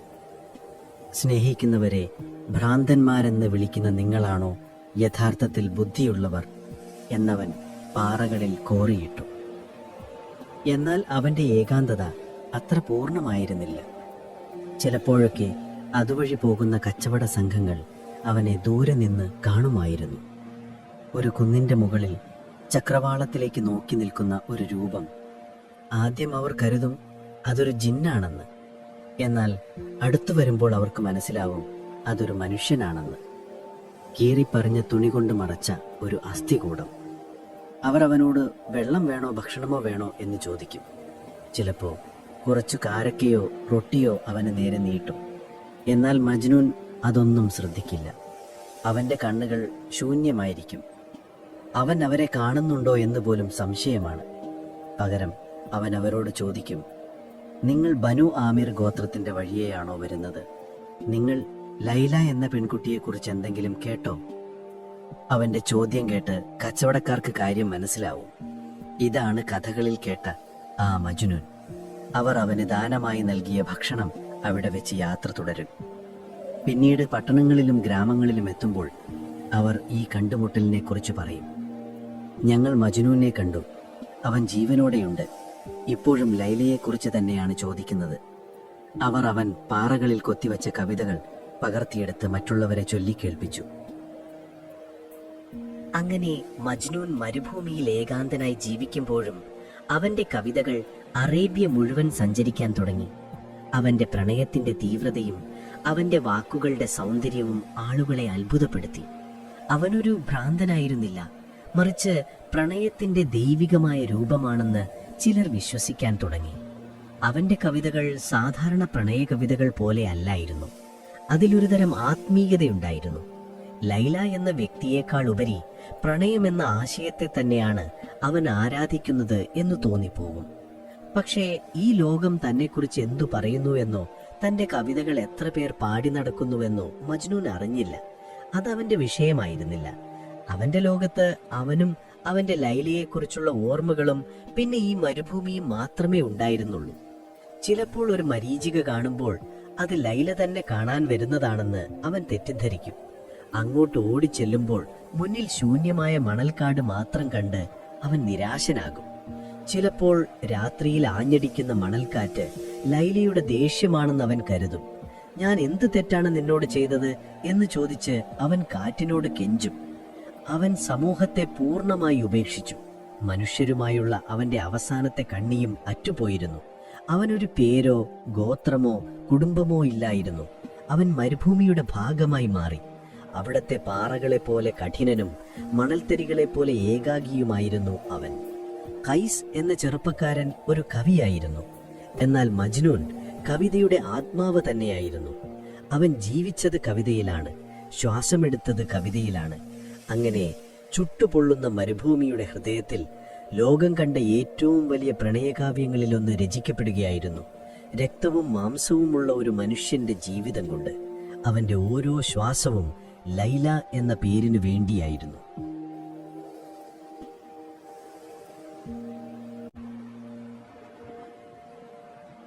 മജ്നൂൻ മരുഭൂമിയുടെ ഏകാന്തതയിൽ അലിഞ്ഞു ചേർന്നപ്പോൾ ബനു ആമിർ ഗോത്രത്തിലെ ലൈലയുടെ കൂടാരത്തിനകത്ത് സമയം നിശ്ചലമായി പോയിരുന്നു. പുറം ലോകത്തിന് അവൾ ആരുടെയൊക്കെയോ മകളും സഹോദരിയുമായിരുന്നു. എന്നാൽ ആ കൂടാരത്തിന്റെ തുണികൾക്കുള്ളിൽ അവൾ ഒരു തടവുകാരിയായിരുന്നു. അവളുടെ അച്ഛൻ മഹദിയുടെയും സഹോദരന്മാരുടെയും കണ്ണുകൾ അവളെ ഒരു പരുന്തിനെ പോലെ ചുറ്റിപ്പറന്നു. അവളുടെ ഓരോ ചലനവും നിരീക്ഷിക്കപ്പെട്ടു. അവൾ ആരോട് സംസാരിക്കുന്നു, എന്ത് ചിന്തിക്കുന്നു എന്നെല്ലാം അവർ അറിയാൻ ശ്രമിച്ചു. കാരണം മജ്നൂൻ ഗോത്രത്തിന് പുറത്തുപോയെങ്കിലും അവൻ സൃഷ്ടിച്ച അപവാദത്തിന്റെ കരിനിഴൽ ആ കുടുംബത്തിന് മുകളിൽ നിന്ന് മാഞ്ഞുപോയിരുന്നില്ല. ലൈലയുടെ അച്ഛൻ മഹദിക്ക് രാത്രിയിൽ ഉറക്കം നഷ്ടപ്പെട്ടിരുന്നു. അദ്ദേഹത്തിന്റെ മനസ്സിൽ ഒരേ ഒരു ചിന്തയായിരുന്നു, എങ്ങനെ ഈ അപമാനം മായ്ച്ചു കളയും? തന്റെ മകളുടെ പേരൊരു ഭ്രാന്തനുമായി ചേർത്താണ് ആളുകൾ സംസാരിക്കുന്നത്. ഇത് തുടർന്നാൽ മറ്റൊരു നല്ല കുടുംബത്തിൽ നിന്ന് അവൾക്കൊരു വിവാഹാലോചന പോലും വരില്ല. ഒരു മകളെ വിവാഹം കഴിപ്പിച്ചയക്കുക എന്നത് അക്കാലത്ത് ഒരു പിതാവിന്റെ ഏറ്റവും വലിയ ഉത്തരവാദിത്തങ്ങളിൽ ഒന്നായിരുന്നു. അത് വെറും ഒരു ചടങ്ങല്ല, ഗോത്രങ്ങൾ തമ്മിലുള്ള ബന്ധമുറപ്പിക്കുന്ന, കുടുംബത്തിന്റെ അഭിമാനം സംരക്ഷിക്കുന്ന ഒരു ഉടമ്പടിയാണ്. ഈ സാഹചര്യത്തിൽ തന്റെ മകളെ എത്രയും പെട്ടെന്ന് ഒരു നല്ലവന് വിവാഹം കഴിപ്പിച്ചു കൊടുക്കുക എന്നത് മാത്രമായിരുന്നു മഹദിയുടെ മുന്നിലുള്ള ഏക പോംവഴി. അതൊരു സാധാരണ വിവാഹമായാൽ പോരാ, അതെല്ലാവരും ബഹുമാനിക്കുന്ന സമ്പന്നനായ മറ്റൊരു പ്രമുഖ ഗോത്രത്തിൽ നിന്നുള്ള ഒരാളുമായിട്ടാവണം. എങ്കിൽ മാത്രമേ മജ്നൂൻ ഉണ്ടാക്കിയ കളങ്കം പൂർണ്ണമായി മാഞ്ഞു പോവുകയുള്ളൂ. അങ്ങനെയിരിക്കെയാണ് ആ വിവാഹാലോചന വരുന്നത്. അയൽഗോത്രമായ ബനു തക്കീഫിൽ ഒരു പ്രമുഖനായിരുന്നു ഇബ്നു സലാം. പേര് സൂചിപ്പിക്കുന്നത് പോലെ തന്നെ സമാധാനത്തിന്റെ പുത്രൻ. അയാൾ സുമുഖനായിരുന്നു, ധനികനായിരുന്നു, ഗോത്രത്തിൽ നല്ല പേരുള്ളവനായിരുന്നു. അന്നത്തെ ഒരു പെർഫെക്റ്റ് മാരേജ് മെറ്റീരിയൽ. ആളുകളോട് മാന്യമായി പെരുമാറും, കച്ചവടത്തിൽ മിടുക്കനാണ്, ഗോത്രങ്ങൾ തമ്മിലുള്ള തർക്കങ്ങളിൽ നല്ലൊരു മധ്യസ്ഥനാണ്. ചുരുക്കി പറഞ്ഞാൽ ഒരു പിതാവ് തന്റെ മകൾക്ക് വേണ്ടി ആഗ്രഹിക്കുന്ന എല്ലാ ഗുണങ്ങളും അയാൾക്കുണ്ടായിരുന്നു. അയാൾ ലൈലയുടെ സൗന്ദര്യത്തെക്കുറിച്ച് കേട്ടിരുന്നു. അവൾക്കുണ്ടായ അപവാദങ്ങളെക്കുറിച്ചും അയാൾക്ക് അറിയാമായിരുന്നു. എന്നാൽ അതൊന്നും അയാൾക്കൊരു പ്രശ്നമായിരുന്നില്ല. ലൈലയെ പോലൊരു സുന്ദരിയെ സ്വന്തമാക്കുന്നത് ഒരു വലിയ കാര്യമായിട്ടാണ് അയാൾ കണ്ടത്. ഇബ്നു സലാം ഔദ്യോഗികമായി ആളെ അയച്ച് ലൈലയെ വിവാഹം കഴിക്കാൻ ആഗ്രഹം പ്രകടിപ്പിച്ചപ്പോൾ മഹദിക്ക് അത് ആകാശത്ത് നിന്ന് വീണ് കിട്ടിയ ഒരു നിധി പോലെയായിരുന്നു. അദ്ദേഹത്തിന്റെ മനസ്സിലെ ഭാരമെല്ലാം ഇറക്കി വെച്ചതുപോലെ തോന്നി. അദ്ദേഹം ഒട്ടും താമസിച്ചില്ല. ഗോത്രത്തിലെ മുതിർന്നവരുമായി ആലോചിച്ച് ആ വിവാഹത്തിന് സമ്മതം മൂളി. സ്ത്രീധനത്തെക്കുറിച്ചും അഥവാ മഹറിനെക്കുറിച്ചും വിവാഹത്തിന്റെ മറ്റു നിബന്ധനകളെക്കുറിച്ചും ചർച്ചകൾ നടന്നു. എല്ലാം വളരെ വേഗത്തിലായിരുന്നു. ഈ ചർച്ചകളിൽ ഒന്നും ഒരാൾ പോലും ലൈലയോട് അവളുടെ ഇഷ്ടം എന്താണെന്ന് ചോദിച്ചില്ല. അന്നത്തെ കാലത്ത് അതിന്റെ ആവശ്യവുമില്ലായിരുന്നു. ഒരു മകളുടെ വിവാഹം തീരുമാനിക്കേണ്ടത് അവളുടെ പിതാവും കുടുംബവുമാണ്. അവളതനുസരിക്കാൻ ബാധ്യസ്ഥയാണ്. ഈ വാർത്ത ലൈലയുടെ അമ്മയാണ് അവളോട് പറയുന്നത്. മോളെ, നിനക്കൊരു നല്ല ആലോചന വന്നിരിക്കുന്നു. ഇബ്നു സലാം നാളാണ്. വലിയ തറവാട്ടുകാരാണ്. നിന്റെ അച്ഛൻ അത് ഉറപ്പിച്ചു. ആ വാക്കുകൾ കേട്ട് ലൈലയുടെ തല കറങ്ങുന്നത് പോലെ തോന്നി. അവളുടെ തൊണ്ട വരണ്ടു. അമ്മേ, എനിക്കിതിന് കഴിയില്ല. അവൾക്ക് അത്രമാത്രമേ പറയാൻ കഴിഞ്ഞുള്ളൂ. അവളുടെ കണ്ണുകൾ നിറഞ്ഞു തുടങ്ങിയിരുന്നു. അമ്മയുടെ മുഖത്ത് സഹതാപമുണ്ടായിരുന്നു. പക്ഷേ തീരുമാനത്തിൽ ഒരു മാറ്റവുമില്ലായിരുന്നു. മോളെ, നീ പറയുന്നത് അമ്മയ്ക്ക് മനസ്സിലാകും. പക്ഷേ നീയും കാര്യങ്ങൾ മനസ്സിലാക്കണം. കൈസ്, അവനിനി പഴയ കൈസല്ല.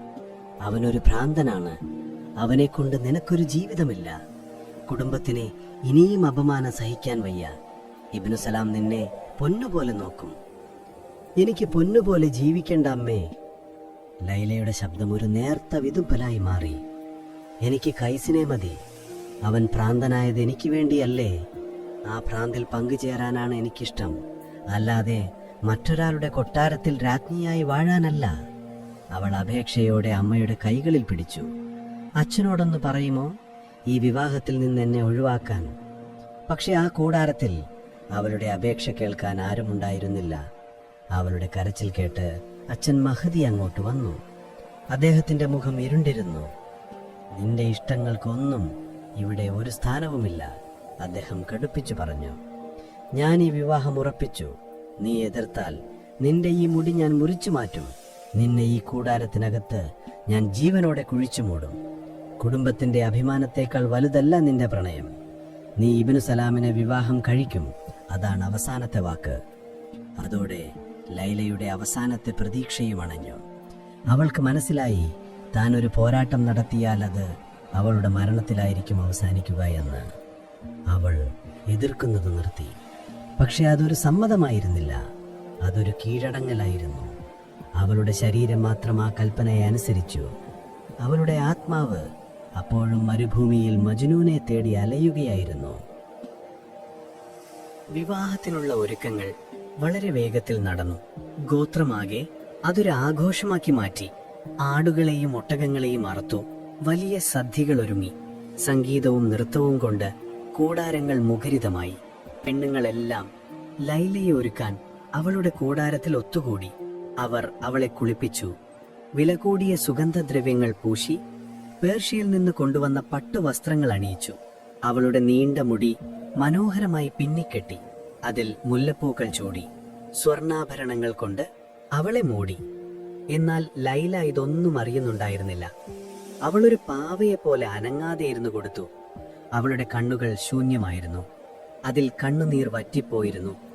പുറത്തു മുഴങ്ങുന്ന സംഗീതം അവളുടെ കാതുകളിൽ ഒരു മരണമണിയൊച്ച പോലെയാണ് പതിച്ചത്. അവളെ അണിയിച്ചൊരുക്കുന്ന കൂട്ടുകാരികളുടെ സന്തോഷം നിറഞ്ഞ മുഖങ്ങൾ അവൾക്ക് കാണാൻ കഴിയുന്നുണ്ടായിരുന്നില്ല. അവളുടെ മനസ്സിൽ ഒരേ ഒരു മുഖമേ ഉണ്ടായിരുന്നുള്ളൂ. പൊടിപിടിച്ച മുടിയും മെലിഞ്ഞുണങ്ങിയ ശരീരവും പ്രണയം മാത്രം ജ്വലിക്കുന്ന കണ്ണുകളുമുള്ള മജ്നൂനിന്റെ മുഖം. നീ എത്ര ഭാഗ്യവതിയാണ് ലൈല. ഇബ്നു സലാമിനെ പോലെ ഒരാളെ ഭർത്താവായി കിട്ടാൻ പുണ്യം ചെയ്യണം. ലൈല ഒന്നും മിണ്ടിയില്ല. അവൾ മനസ്സിൽ പറഞ്ഞു, എന്റെ പുണ്യവും ശാപവും എല്ലാം ആ മരുഭൂമിയിലാണ്. നിങ്ങൾ ഈ അണിയിച്ചൊരുക്കുന്നത് എന്റെ ശരീരത്തെ മാത്രമാണ്. എന്റെ ഹൃദയം പണ്ടേ ഞാൻ ഒരാൾക്ക് കൊടുത്തു കഴിഞ്ഞു. അങ്ങനെ ബനു ആമിർ ഗോത്രം മുഴുവൻ അവളുടെ വിവാഹം ആഘോഷിക്കുമ്പോൾ ലൈല ബിന്ത് മഹദി എന്ന പെൺകുട്ടി നിശബ്ദമായി അവളുടെ മരണത്തിന് തയ്യാറെടുക്കുകയായിരുന്നു. അതൊരു ആത്മഹത്യ ആയിരുന്നില്ല, മറിച്ച് ജീവനോടെയുള്ളൊരു മരണമായിരുന്നു. സ്നേഹമില്ലാത്ത ഒരു ജീവിതത്തിലേക്ക് അപരിചിതനായ ഒരു പുരുഷന്റെ കൈകളിലേക്ക് നടന്നു പോകുമ്പോൾ അവൾ തന്റെ ആത്മാവിനെ മജ്നൂനായി ആ മരുഭൂമിയിൽ തന്നെ ഉപേക്ഷിക്കുകയായിരുന്നു.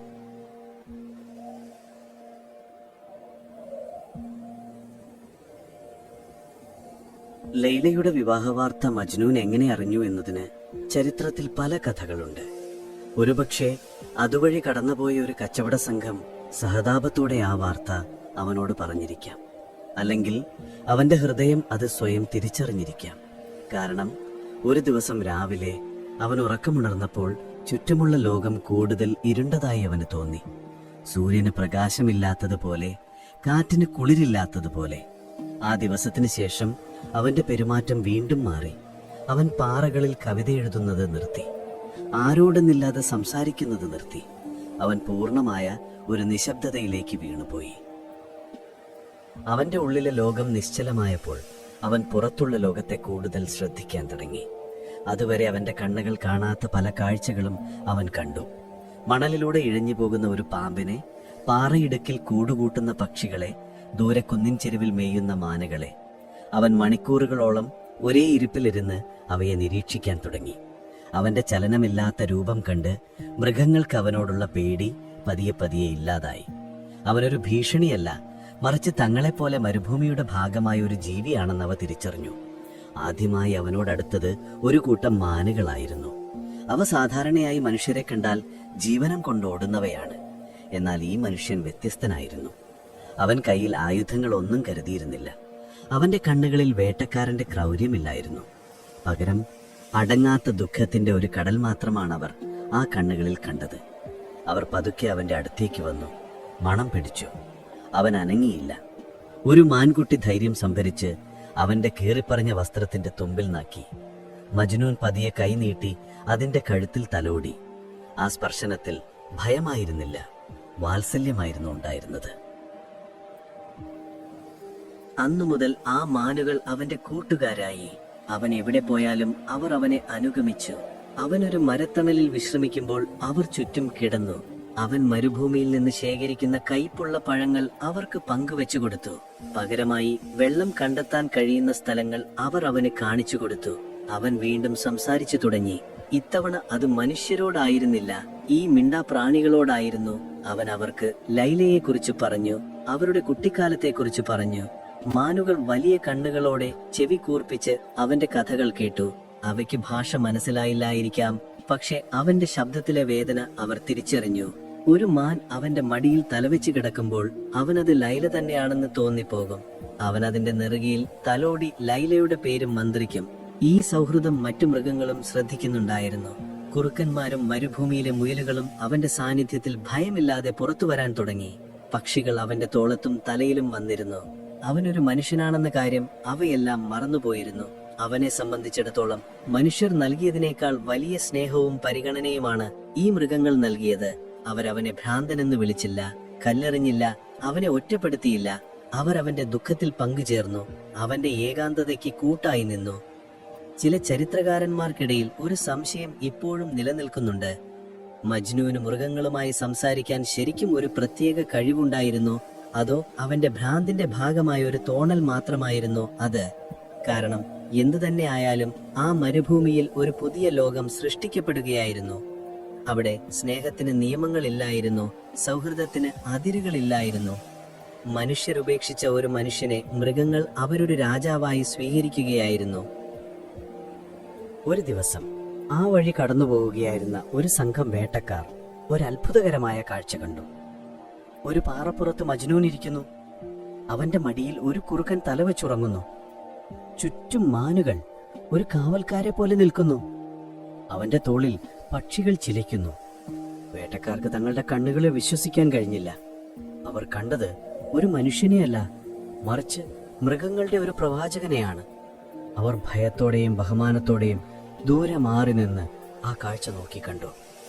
അവരിൽ ഒരാൾ മുന്നോട്ട് വന്ന് വിളിച്ചു ചോദിച്ചു, "അല്ലയോ മജ്നൂൻ, ഈ വന്യമൃഗങ്ങൾ നിന്നെ ഉപദ്രവിക്കുന്നില്ലേ? അവ നിന്റെ കൂട്ടുകാരാളോ?" മജ്നൂൻ പതിയെ തലയുയർത്തി അവരെ നോക്കി. അവന്റെ കണ്ണുകളിൽ ഒരു പുഞ്ചിരിയുണ്ടായിരുന്നു.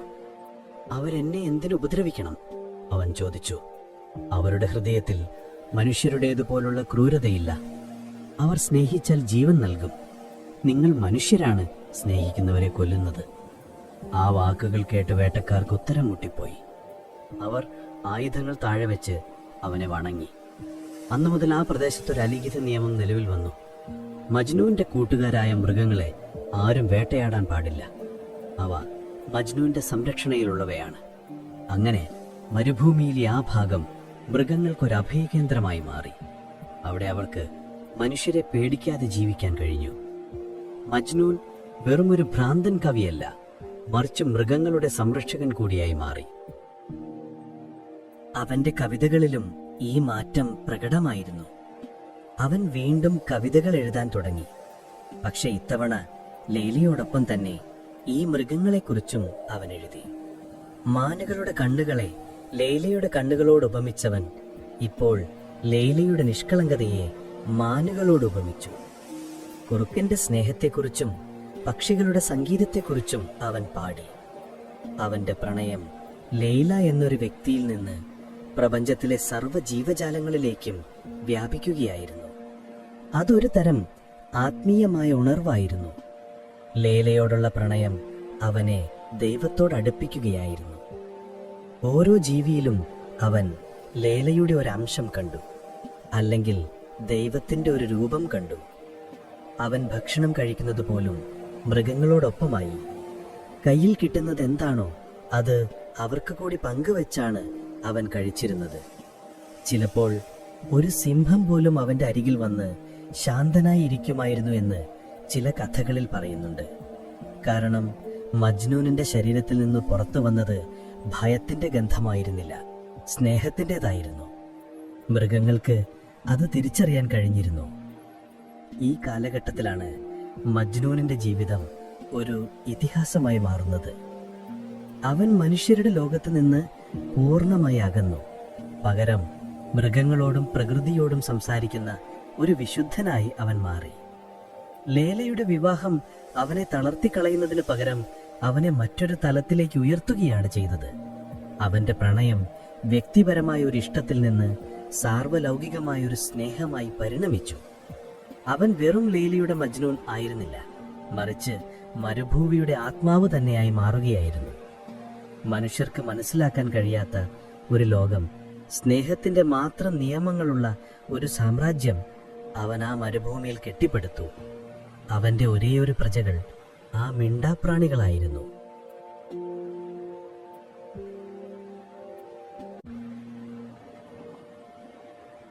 നമ്മൾ ഇതുവരെ മജ്നൂന്റെ കൂടെ മരുഭൂമിയിലായിരുന്നു. അവന്റെ ലോകം മൃഗങ്ങളോടൊപ്പം എങ്ങനെയായിരുന്നു എന്ന് കണ്ടു. ഇനി നമുക്ക് ക്യാമറ ഒന്ന് തിരിച്ച് ആ ആഘോഷമായ വിവാഹം കഴിഞ്ഞ് ലൈല ചെന്നെത്തിയ ഇബ്നു സലാമിന്റെ കൂടാരത്തിലേക്ക് പോകാം. കാരണം ഈ കഥയിലെ ദുരന്തം അനുഭവിക്കുന്നത് മജ്നൂൻ മാത്രമല്ല. ഇബ്നു സലാം എന്ന മനുഷ്യൻ ഒരു വില്ലനായിരുന്നില്ല. സത്യം പറഞ്ഞാൽ അന്നത്തെ സാമൂഹിക വ്യവസ്ഥ അനുസരിച്ച് അയാളൊരു മാന്യനായിരുന്നു. അയാൾക്ക് ലൈലയോടൊരു പ്രത്യേക ശത്രുതയൊന്നും ഉണ്ടായിരുന്നില്ല. അവളെ ഒരുപാട് ഇഷ്ടപ്പെട്ടതുകൊണ്ടും അല്ല അയാൾ വിവാഹം കഴിച്ചത്. ഒരു നല്ല തറവാട്ടിലെ സുന്ദരിയായ ഒരു പെൺകുട്ടി, അവളെ വിവാഹം കഴിക്കുന്നത് തന്റെ സ്ഥാനത്തിന് ചേർന്നതാണെന്ന് അയാൾ കരുതി, അത്രമാത്രം. വിവാഹം കഴിഞ്ഞ് ലൈലയും കൊണ്ട് ഇബ്നു സലാം സ്വന്തം ഗോത്രത്തിലേക്ക് പോയി. അവൾക്ക് വേണ്ടി അയാൾ മനോഹരമായ ഒരു കൂടാരം ഒരുക്കിയിരുന്നു. പേർഷ്യൻ പരവതാനികളും ഈജിപ്തിൽ നിന്നുള്ള വിളക്കുകളും വില കൂടിയ പാത്രങ്ങളും കൊണ്ട് അലങ്കരിച്ച ഒരു കൊട്ടാരം പോലെയായിരുന്നു അത്. പുറത്തുനിന്ന് നോക്കുന്ന ഏതൊരാൾക്കും തോന്നും ലൈല എത്ര ഭാഗ്യവതിയാണെന്ന്. പക്ഷെ ആ കൂടാരത്തിനകത്ത് എന്താണ് സംഭവിച്ചതെന്ന് അവർക്കാർക്കും അറിയില്ലായിരുന്നു. അവരുടെ വിവാഹത്തിന്റെ ആദ്യ രാത്രി ഇബ്നു സലാം സ്നേഹത്തോടെയും പ്രതീക്ഷയോടെയുമാണ് അവളെ സമീപിച്ചത്. അവൾ സുന്ദരിയായിരുന്നു, പക്ഷെ ആ സൗന്ദര്യത്തിന് മുകളിൽ മരണത്തിന്റെ ഒരു തണുപ്പ് പടർന്നിരുന്നു. അവളുടെ കണ്ണുകളിൽ ഭയമായിരുന്നില്ല, മറിച്ച് പൂർണ്ണമായ ശൂന്യതയായിരുന്നു. അവൻ അവളുടെ അടുത്തേക്ക് വന്നപ്പോൾ അവൾ പിന്നോട്ട് മാറിയില്ല, അവനെ തള്ളി മാറ്റിയുമില്ല. പകരം അവൾ ശാന്തമായ എന്നാൽ ഉറച്ച ശബ്ദത്തിൽ അവനോട് സംസാരിച്ചു. അങ്ങെന്റെ ഭർത്താവാണ്. ഈ ശരീരം ഇപ്പോൾ അങ്ങേക്ക് അവകാശപ്പെട്ടതാണ്. അങ്ങേക്ക് ഇതിനെ എന്തു വേണമെങ്കിലും ചെയ്യാം, ഞാൻ എതിർക്കില്ല. പക്ഷെ ഒരു കാര്യം ഞാൻ ആദ്യമേ പറയുകയാണ്. എൻ്റെ ഹൃദയം, എൻ്റെ ആത്മാവ് അതെൻ്റേതല്ല.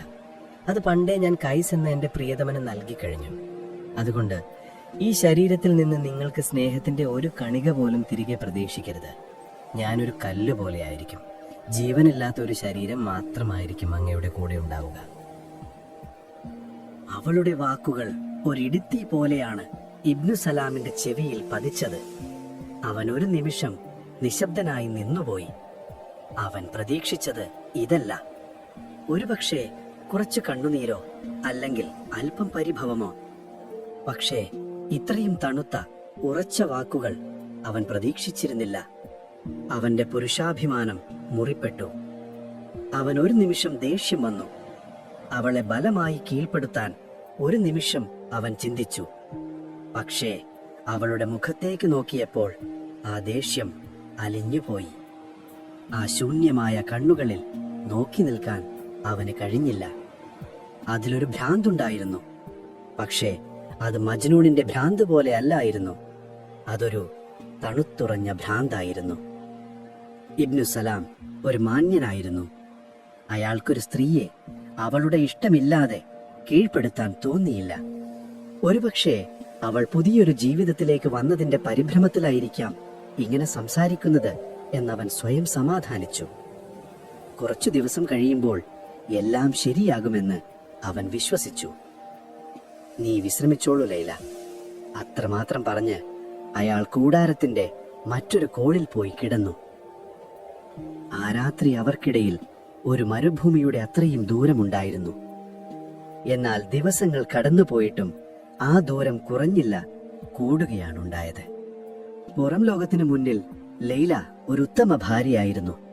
അവൾ വീട് വൃത്തിയായി സൂക്ഷിച്ചു, അതിഥികളെ ബഹുമാനിച്ചു, ഭർത്താവിന്റെ കാര്യങ്ങൾ ശ്രദ്ധിച്ചു. പക്ഷേ ഇതെല്ലാം ഒരു യന്ത്രം ചെയ്യുന്നത് പോലെയായിരുന്നു. അവൾക്ക് വികാരങ്ങളില്ലായിരുന്നു. ഇബ്നു സലാം അവൾക്ക് വില കൂടിയ പട്ടുവസ്ത്രങ്ങൾ സമ്മാനിച്ചാൽ അവൾ നന്ദി പറയും. പക്ഷെ ആ മുഖത്ത് ഒരു സന്തോഷവും വിടരില്ല. അവനൊരു തമാശ പറഞ്ഞാൽ അവൾ ചിരിക്കാൻ ശ്രമിക്കും. പക്ഷെ അതൊരു ശബ്ദം മാത്രമായിരിക്കും, അതിൽ ആത്മാർത്ഥതയുണ്ടാവില്ല. അവൻ അവന്റെ ദിവസത്തെക്കുറിച്ച് സംസാരിക്കുമ്പോൾ അവൾ ശ്രദ്ധയോടെ കേൾക്കും, പക്ഷെ ഒന്നും തിരിച്ചു പറയില്ല. ഇബ്നു സലാമിന്റെ ക്ഷമ നശിക്കാൻ തുടങ്ങി. അവനൊരു മനുഷ്യനാണ്, അവനും ആഗ്രഹങ്ങളുണ്ട്. ഒരു ഭാര്യയിൽ നിന്ന് അവൻ പ്രതീക്ഷിക്കുന്ന സ്നേഹവും പരിഗണനയും അവന് ലഭിച്ചില്ല. ചില രാത്രികളിൽ അവൻ ദേഷ്യപ്പെട്ടു.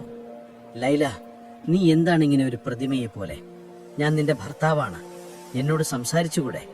നിന്റെ മനസ്സിൽ എന്താണെന്ന് പറഞ്ഞുകൂടെ? അപ്പോഴൊക്കെ അവൾ ഒരേ മറുപടിയാണ് നൽകിയത്. എന്റെ മനസ്സിൽ ഒന്നുമില്ല, അതെല്ലാം പണ്ടേ മരിച്ചുപോയി. അങ്ങയ്ക്ക് പരാതിയുണ്ടെങ്കിൽ എന്റെ അച്ഛനോട് പറയാം. എന്നെ വിവാഹം കഴിപ്പിച്ചത് അദ്ദേഹമാണ്. ഈ മറുപടി കേൾക്കുമ്പോൾ ഇബ്നു സലാമിന് ഒന്നും പറയാൻ കഴിയുമായിരുന്നില്ല. കാരണം അവളെ കുറ്റപ്പെടുത്താൻ കഴിയില്ലെന്ന് അവൻ അറിയാമായിരുന്നു. അവൾ വിവാഹത്തിന് മുൻപേ തന്നെ അവളുടെ അവസ്ഥയെക്കുറിച്ച് ഒരു സൂചനയും നൽകാതിരുന്നിട്ടില്ല. പക്ഷേ തനിക്ക് അവളെ മാറ്റാൻ കഴിയുമെന്ന് അവൻ വിശ്വസിച്ചു. ആ വിശ്വാസം തെറ്റായിരുന്നുവെന്ന് അവൻ പതിയെ തിരിച്ചറിയുകയായിരുന്നു. പുറത്തുനിന്ന് നോക്കുന്നവർക്ക് അവർ സന്തോഷമുള്ള ദമ്പതികളായിരുന്നു. ഇബ്നു സലാമിന്റെ സമ്പത്തും ലൈലയുടെ സൗന്ദര്യവും അവർക്കിടയിൽ ഒരു മതിലായി നിന്നു. ആരും അവരുടെ സ്വകാര്യ ജീവിതത്തിലേക്ക് എത്തി നോക്കിയില്ല. എന്നാൽ ആ കൂടാരത്തിനകത്ത് രണ്ട് അപരിചിതരാണ് ജീവിച്ചിരുന്നത്. ഒരാൾ സ്നേഹത്തിന് വേണ്ടി ദാഹിച്ചു, മറ്റൊരാൾ ഓർമ്മകളിൽ മാത്രം ജീവിച്ചു. എന്നാൽ രാത്രിയിൽ ഇബ്നു സലാം ഉറങ്ങിക്കഴിയുമ്പോൾ ലൈലയുടെ യഥാർത്ഥ രൂപം പുറത്തുവരും. അവൾ കൂടാരത്തിന്റെ വാതിൽക്കൽ വന്നു നിന്ന് ആകാശത്തേക്ക് നോക്കും, മരുഭൂമിയുടെ ദിശയിലേക്ക്. അവിടെ എവിടെയോ തന്റെ മജ്നൂൻ ഉണ്ടെന്ന് അവൾക്കറിയാമായിരുന്നു. അവൾ നിശബ്ദമായി കരയും. ആ കണ്ണുനീർ അവൾ പകൽ സമയത്ത് അടക്കിവെച്ച എല്ലാ വേദനയുടെയും പ്രതീകമായിരുന്നു. അവൾ മജ്നൂന്റെ പഴയ കവിതകൾ ഓർത്തെടുത്ത് സ്വയം മന്ത്രിക്കും. ആ വാക്കുകൾ മാത്രമായിരുന്നു അവളുടെ ജീവിതത്തിലെ ഏക ആശ്വാസം. അങ്ങനെ ഇരിക്കെയാണ് ഒരു ദിവസം ദൂരദേശത്തു നിന്ന് വന്ന ഒരു കച്ചവടക്കാരൻ ഇബ്നു സലാമിന്റെ അതിഥിയായി എത്തിയത്. സംസാരത്തിനിടയിൽ അയാൾ പറഞ്ഞു, ഞാൻ മരുഭൂമിയിലൂടെ വരുമ്പോൾ മജ്നൂനെ കണ്ടു. ആളുകൾ പറയുന്നത് പോലെ അവൻ അത്ര ഭ്രാന്തനൊന്നുമല്ല. അവൻ പുതിയ കവിതകൾ എഴുതുന്നുണ്ട്. അതിപ്പോൾ പ്രണയത്തെക്കുറിച്ചല്ല, ദൈവത്തെക്കുറിച്ചാണ്, സ്നേഹത്തെക്കുറിച്ചാണ്. അയാൾ മജ്നൂന്റെ പുതിയൊരു കവിതയുടെ ചില വരികൾ അവിടെ ഇരുന്ന് പാടി. ആ നിമിഷം ആദ്യമായി ഇബ്നു സലാം ലൈലയുടെ മുഖത്ത് ഒരു ഭാവമാറ്റം കണ്ടു. അതുവരെ ശൂന്യമായിരുന്ന അവളുടെ കണ്ണുകൾ ഒരു നിമിഷത്തേക്ക് തിളങ്ങി. അവളുടെ ചുണ്ടുകൾ ചെറുതായി വിറച്ചു. ആ കവിതയുടെ ഓരോ വാക്കും അവൾ അവളുടെ ഹൃദയം കൊണ്ട് വലിച്ചെടുക്കുകയായിരുന്നു. അന്ന് രാത്രി ഇബ്നു സലാമിന് ഉറങ്ങാൻ കഴിഞ്ഞില്ല. അവൻ ഒരു കാര്യം വ്യക്തമായി: താൻ യുദ്ധം ചെയ്യുന്നത് ഒരു മനുഷ്യനോടല്ല, ഒരാത്മാവിനോടാണ്. മജ്നൂൻ എന്ന ശരീരം മരുഭൂമിയിലായിരിക്കാം, പക്ഷേ അവന്റെ കവിതകളിലൂടെ, അവന്റെ ഓർമ്മകളിലൂടെ അവൻ എല്ലാ രാത്രിയിലും തന്റെ കൂടാരത്തിൽ വരുന്നുണ്ട്. ലൈല ജീവിക്കുന്നത് ആ ഓർമ്മകളിലാണ്. തനിക്കൊരിക്കലും ആ സ്ഥാനത്തെത്താൻ കഴിയില്ലെന്ന് അവൻ വേദനയോടെ തിരിച്ചറിഞ്ഞു. അവൻ ലൈലയെ വെറുത്തില്ല, പക്ഷേ അവൻ അവന്റെ വിധിയെ ശപിച്ചു. അങ്ങനെ ആ മനോഹരമായ കൂടാരത്തിനകത്ത് 3 ജീവിതങ്ങൾ ഒരുമിച്ച് വേദനിക്കുകയായിരുന്നു. മജ്നൂന്റെ അഭാവം അവന്റെ സാന്നിധ്യത്തെക്കാൾ ശക്തമായിരുന്നു. മജ്നൂൻ മരുഭൂമിയിൽ മൃഗങ്ങളോടൊപ്പം ഒരു പുതിയ ജീവിതം കണ്ടെത്തിയപ്പോഴും അവന്റെ പിതാവിന്റെ ഹൃദയത്തിലെ മുറിവ് ഉണങ്ങിയിരുന്നില്ല. ഓരോ ദിവസവും ആ പിതാവ് തന്റെ കൂടാരത്തിന്റെ വാതിൽക്കൽ വന്ന് ദൂരെ മരുഭൂമിയിലേക്ക് നോക്കി നിൽക്കും. ഒരുപക്ഷെ തന്റെ മകൻ മടങ്ങി വന്നാലോ എന്നൊരു നേർത്ത പ്രതീക്ഷയിൽ. അതുവഴി പോകുന്ന കച്ചവടക്കാരോടും യാത്രക്കാരോടും അദ്ദേഹം അവനെക്കുറിച്ച് ചോദിക്കും. അവർ പറയുന്ന കഥകൾ കേട്ട് ആ അച്ഛൻ ഒരേ സമയം അഭിമാനിക്കുകയും വേദന കൊണ്ട് നീറുകയും ചെയ്തു. തന്റെ മകൻ മൃഗങ്ങളുടെ രാജാവായി മാറിയെന്നറിയുമ്പോൾ അദ്ദേഹത്തിന് അത്ഭുതം തോന്നും. എന്നാൽ അവൻ ഇപ്പോഴും കീറിപ്പറിഞ്ഞ വസ്ത്രങ്ങൾ അണിഞ്ഞ് മെലിഞ്ഞുണങ്ങി ലൈലയുടെ പേര് തന്നെയാണ് മന്ത്രിക്കുന്നത് എന്നറിയുമ്പോൾ അദ്ദേഹത്തിന്റെ നെഞ്ചു തകയും. അവന്റെ അമ്മയാകട്ടെ കരഞ്ഞു കരഞ്ഞ് കാഴ്ച മങ്ങിത്തുടങ്ങിയിരുന്നു. അവർക്ക് തങ്ങളുടെ മകനെ നഷ്ടപ്പെട്ടു കഴിഞ്ഞിരുന്നു. അവന്റെ ശരീരം മരുഭൂമിയിൽ എവിടെയോ ജീവനോടെയുണ്ടെന്നേയുള്ളൂ. പക്ഷെ അവന്റെ ആത്മാവ് എന്നേക്കുമായി കൈവിട്ടു പോയിരുന്നു. എല്ലാ ഭൗതികമായ ചികിത്സകളും പരാജയപ്പെട്ടപ്പോൾ ആ പിതാവിന്റെ മനസ്സിൽ ഒരൊറ്റ പ്രതീക്ഷയെ ബാക്കിയുണ്ടായിരുന്നുള്ളൂ: ദൈവം. സർവശക്തനായ ദൈവത്തിന് മാത്രമേ തന്റെ മകനെ ഈ ഭ്രാന്തിൽ നിന്ന് രക്ഷിക്കാൻ കഴിയൂ എന്ന് അദ്ദേഹം വിശ്വസിച്ചു. അങ്ങനെയാണ് ആ ചിന്ത അദ്ദേഹത്തിന്റെ മനസ്സിൽ ഉദിക്കുന്നത്. ഹജ്ജ്, അറേബ്യയിലെ എല്ലാ ഗോത്രങ്ങളും പരിശുദ്ധമായി കരുതുന്ന മക്കയിലെ കാബയിലേക്ക് ഒരു തീർത്ഥാടനം നടത്തുക. ഹജ്ജിന്റെ സമയത്ത് ലോകത്തിന്റെ പല ഭാഗങ്ങളിൽ നിന്നും ലക്ഷക്കണക്കിന് ആളുകൾ അവിടെ എത്തും. ആ പുണ്യസ്ഥലത്ത് വെച്ച് കാബയുടെ കറുത്ത പുടവയിൽ പിടിച്ചുകൊണ്ട് ദൈവത്തോട് പ്രാർത്ഥിച്ചാൽ എന്താഗ്രഹവും സാധിക്കുമെന്നൊരു വിശ്വാസമുണ്ട്. തന്റെ മകനെയും കൊണ്ട് അവിടെ പോയി അവന്റെ ഹൃദയത്തിൽ നിന്ന് ലൈലയോടുള്ള ഈ അടങ്ങാത്ത പ്രണയം എടുത്തു മാറ്റാൻ ദൈവത്തോട് അപേക്ഷിക്കുക. അതായിരുന്നു അദ്ദേഹത്തിന്റെ അവസാനത്തെ ശ്രമം. പക്ഷേ അതത്ര എളുപ്പമുള്ള കാര്യമായിരുന്നില്ല. ആദ്യം മജ്നൂനെ കണ്ടെത്തണം. അവൻ മരുഭൂമിയിൽ എവിടെയാണെന്ന് ആർക്കും കൃത്യമായി അറിയില്ലായിരുന്നു. പിതാവ് കുറച്ച് ബന്ധുക്കളെയും കൂട്ടി ഒട്ടകപ്പുറത്ത് വെള്ളവും ഭക്ഷണവുമായി മരുഭൂമിയിലേക്ക് യാത്ര തിരിച്ചു. ദിവസങ്ങളോളം അവർ അലഞ്ഞു. ഓരോ മരുപ്പച്ചയിലും ഓരോ കുന്നിൻ ചെരുവിലും അവർ അവനെ തിരഞ്ഞു. അവസാനം ഒരു ദിവസം ദൂരെ ഒരു കാഴ്ച കണ്ട് അവർ സ്തബ്ധരളി നിന്നുപോയി. ഒരു പാറയുടെ മുകളിൽ മെലിഞ്ഞുണങ്ങിയ ഒരു രൂപം ഇരിക്കുന്നു. ചുറ്റും ഒരു സൈന്യമെന്ന പോലെ മാനുകളും കുറുക്കന്മാരും മറ്റു മൃഗങ്ങളും കാവൽ നിൽക്കുന്നു. അവർ അടുത്തേക്ക് ചെന്നപ്പോൾ മൃഗങ്ങൾ അവരെ തടയാനെന്നോണം വഴിയിൽ നിന്നു. എന്നാൽ മജ്നൂൻ അവയെ കൈകൊണ്ട് ആംഗ്യം കാണിച്ചു. അപ്പോൾ അവ വഴിമാറിക്കൊടുത്തു. ആ പിതാവ് തന്റെ മകന്റെ രൂപം കണ്ട് ഒരു നിമിഷം തകർന്നുപോയി. ഇത് തന്റെ മകൻ തന്നെയാണോ എന്ന് അദ്ദേഹം സംശയിച്ചു. അവന്റെ കണ്ണുകൾ കുഴിഞ്ഞ് എല്ലുകൾ പുറത്തേക്ക് തള്ളി വെയിലേറ്റ് കരിവാളിച്ച തൊലിയുമായി അവനൊരു മനുഷ്യ കോലം മാത്രമായിരുന്നു. മോനെ ഖൈസ്, ആ പിതാവിന്റെ ശബ്ദം ഇടറി. മജ്നൂൻ പതിയെ തല ഉയർത്തി നോക്കി. അവന്റെ കണ്ണുകളിൽ യാതൊരു ഭാവമാറ്റവുമില്ലായിരുന്നു.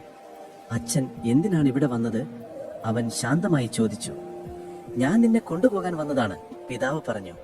നമുക്ക് മക്കയിലേക്ക് പോകാം. കാബയിൽ പോയി ദൈവത്തോട് പ്രാർത്ഥിക്കാം. നിന്റെ ഈ അസുഖം ദൈവം മാറ്റിത്തരും. അസുഖം എന്ന വാക്ക് കേട്ട് മജ്നൂൻ പുച്ഛത്തോടെ ചിരിച്ചു. എനിക്കൊരു അസുഖവുമില്ല അച്ഛാ, ഇതാണ് എന്റെ ജീവിതം, ഞാൻ സന്തോഷവാനാണ്. അവന്റെ മറുപടി കേട്ട് പിതാവ് അവന്റെ കാലിൽ വീണു. മോനെ, എനിക്ക് വേണ്ടിയെങ്കിലും, നിന്റെ അമ്മയ്ക്ക് വേണ്ടിയെങ്കിലും നിന്നെ ഈ കോലത്തിൽ കാണാൻ ഞങ്ങൾക്ക് വയ്യ. ഇതൊരു പിതാവിന്റെ അവസാനത്തെ അപേക്ഷയാണ്. നീ എൻ്റെ കൂടെ വരണം. തൻ്റെ പിതാവ് തൻ്റെ കാലിൽ വീണ് യാചിക്കുന്ന കാഴ്ച കണ്ടപ്പോൾ മജ്നൂന്റെ മനസ്സലിഞ്ഞു. അവനൊന്നും മിണ്ടാതെ എഴുന്നേറ്റു. അതൊരു സമ്മതമായിരുന്നു. മൃഗങ്ങളോട് ഒരു വാക്ക് യാത്ര പോലും പറയാതെ അവൻ തൻ്റെ പിതാവിനോടൊപ്പം നടന്നു. മക്കയിലേക്കുള്ള യാത്ര മജ്നൂനെ സംബന്ധിച്ചിടത്തോളം ഒരു സ്വപ്നം പോലെയായിരുന്നു. അവൻ ഒരുപാട് വർഷങ്ങൾക്ക് ശേഷം വീണ്ടും മനുഷ്യരുടെ ഇടയിലേക്ക് വന്നിരിക്കുകയാണ്. ഒരു കച്ചവട സംഘത്തോടൊപ്പമാണ് അവർ യാത്ര തിരിച്ചത്. ആളുകൾ അവനെ ഒരു അത്ഭുത ജീവിയെ പോലെ നോക്കി. അവന്റെ ജട പിടിച്ച മുടിയും കീറിപ്പറഞ്ഞ വസ്ത്രങ്ങളും ശൂന്യമായ കണ്ണുകളും കണ്ട് അവർ അടക്കം പറഞ്ഞു. എന്നാൽ മജ്നൂൻ അതൊന്നും ശ്രദ്ധിച്ചില്ല. അവൻ ഒട്ടകപ്പുറത്ത് പുറത്തേക്ക് നോക്കിയിരുന്നു. അവന്റെ മനസ്സ് അപ്പോഴും മരുഭൂമിയിൽ അവൻ ഉപേക്ഷിച്ചു പോന്ന കൂട്ടുകാരായ മൃഗങ്ങളുടെ അടുത്തായിരുന്നു. അവന്റെ പിതാവാകട്ടെ നേരിയ പ്രതീക്ഷയിലായിരുന്നു. ഒരുപക്ഷെ ഈ യാത്ര, ഈ പുതിയ കാഴ്ചകൾ അവനൊരു മാറ്റം കൊണ്ടുവന്നാലോ.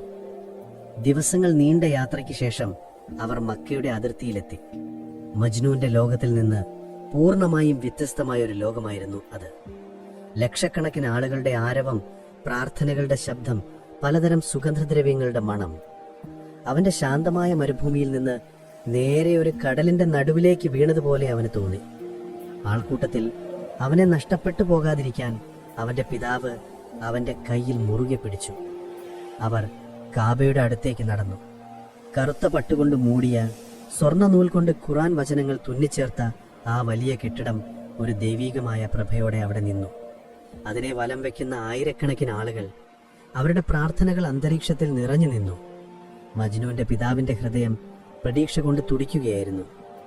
അദ്ദേഹം മജ്നൂനെ ആ തിക്കിത്തറയ്ക്കുന്ന ആൾക്കൂട്ടത്തിലൂടെ മുന്നോട്ട് കൊണ്ടുപോയി. അവസാനം അവർക്ക് കാബയുടെ പുടവയിൽ തൊടാൻ കഴിഞ്ഞു. മോനെ, പിതാവ് അവന്റെ കാതിൽ പറഞ്ഞു, ഇതാണ് ദൈവത്തിന്റെ ഭവനം. ഇവിടെ വെച്ച് എന്ത് പ്രാർത്ഥിച്ചാലും ദൈവം കേൾക്കും. മോനെ, കാഴ്ബയുടെ ഈ പുടവയിൽ പിടിച്ച് ദൈവത്തോട് നിന്റെ ഹൃദയത്തിൽ നിന്ന് ലൈലയെ എടുത്തു മാറ്റാൻ പ്രാർത്ഥിക്കേ. നിനക്കൊരു പുതിയ ജീവിതം തരാൻ പ്രാർത്ഥിക്കേ. മജ്നൂൻ ഒന്നും മിണ്ടിയില്ല. അവൻ പതുക്കെ കൈനീട്ടി കൈബയുടെ കറുത്ത പുടവയിൽ തൊട്ടു. ആ നിമിഷം അവന്റെ ശരീരത്തിലൂടെ ഒരു വൈദ്യുതി പ്രവാഹം കടന്നുപോയതുപോലെ അവന് തോന്നി. അവന്റെ ശൂന്യമായ കണ്ണുകൾ ഒരു നിമിഷത്തേക്ക് തിളങ്ങി. അവൻ തന്റെ പിതാവിനെ മറന്നു, ചുറ്റുമുള്ള ആൾക്കൂട്ടത്തെ മറന്നു. അവൻ ഉറക്കെ, എല്ലാവരും കേൾക്കെ പ്രാർത്ഥിക്കാൻ തുടങ്ങി. സർവശക്തനായ ദൈവമേ, അവന്റെ ശബ്ദം ആൾക്കൂട്ടത്തിനിടയിലും വ്യക്തമായി കേൾക്കാമായിരുന്നു. എന്റെ അച്ഛൻ പറയുന്നത് എന്റെ ഹൃദയത്തിൽ നിന്ന് ലൈലയെ എടുത്തു മാറ്റാനാണ്, എനിക്ക് സുഖം പ്രാപിക്കാനാണ്. എന്നാൽ ഞാൻ നിന്നോട് അപേക്ഷിക്കുന്നു, എന്റെ ഹൃദയത്തിൽ അവളോടുള്ള പ്രണയം നീ ഇരട്ടിയാക്കണമേ. ആ പ്രണയത്തിന്റെ വേദന നീ കൂട്ടണമേ. ആ പ്രണയത്തിൽ ജീവിച്ച് ആ പ്രണയത്തിൽ തന്നെ മരിക്കാൻ എന്നെ അനുവദിക്കണമേ. ലൈലയില്ലാത്ത ഒരു ജീവിതം എനിക്ക് വേണ്ട. അവളെ ഓർക്കാത്ത ഒരു നിമിഷം പോലും എനിക്ക് വേണ്ട. ആ വാക്കുകൾ കേട്ട് പിതാവ് തകർന്നുപോയി.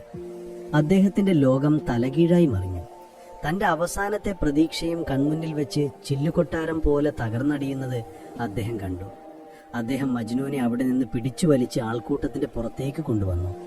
മകന്റെ പ്രാർത്ഥന കേട്ട് ദൈവമല്ല, പിശാചാണ് സന്തോഷിച്ചിട്ടുണ്ടാവുക എന്ന് അദ്ദേഹം വേദനയോടെ ഓർത്തു. ഹജ്ജ് എന്ന പുണ്യകർമ്മം അത് അവന്റെ ഭ്രാന്ത് കൂട്ടാൻ മാത്രമേ സഹായിച്ചുള്ളൂ എന്നും അതൊരു അസുഖമായിരുന്നില്ല, അതായിരുന്നു അവന്റെ ജീവനെന്നും അവന്റെ പ്രണയത്തിന്റെ ആഴം അളക്കാൻ ഈ ലോകത്തിലെ ഒന്നിനും കഴിയില്ല എന്നും ആ പിതാവ് ആ നിമിഷം തിരിച്ചറിഞ്ഞു.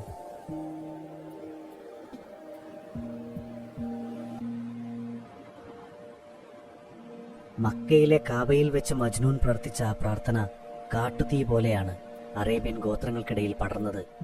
സാധാരണക്കാർക്ക് അതൊരു ഞെട്ടലായിരുന്നു. ദൈവത്തിന്റെ മുന്നിൽ വെച്ച് രോഗശാന്തിക്ക് പകരം രോഗം കൂട്ടിക്കിട്ടാൻ പ്രാർത്ഥിച്ച ഒരു മനുഷ്യൻ. അവനെക്കുറിച്ചുള്ള കഥകൾക്ക് അതോടെ ഒരു ദൈവിക പരിവേഷം വന്നു ചേർന്നു. ചിലർ അവനെ ദൈവനിഷേധിയായി കണ്ടു, മറ്റു ചിലർ പ്രണയത്തിന്റെ രക്തസാക്ഷിയായി വാഴ്ത്തി.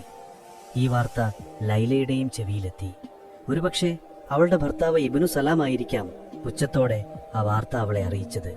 എന്നാൽ ലൈലയെ സംബന്ധിച്ചിടത്തോളം ആ വാക്കുകൾ ഒരു പ്രാർത്ഥനയായിരുന്നില്ല, അതൊരു പ്രഖ്യാപനമായിരുന്നു.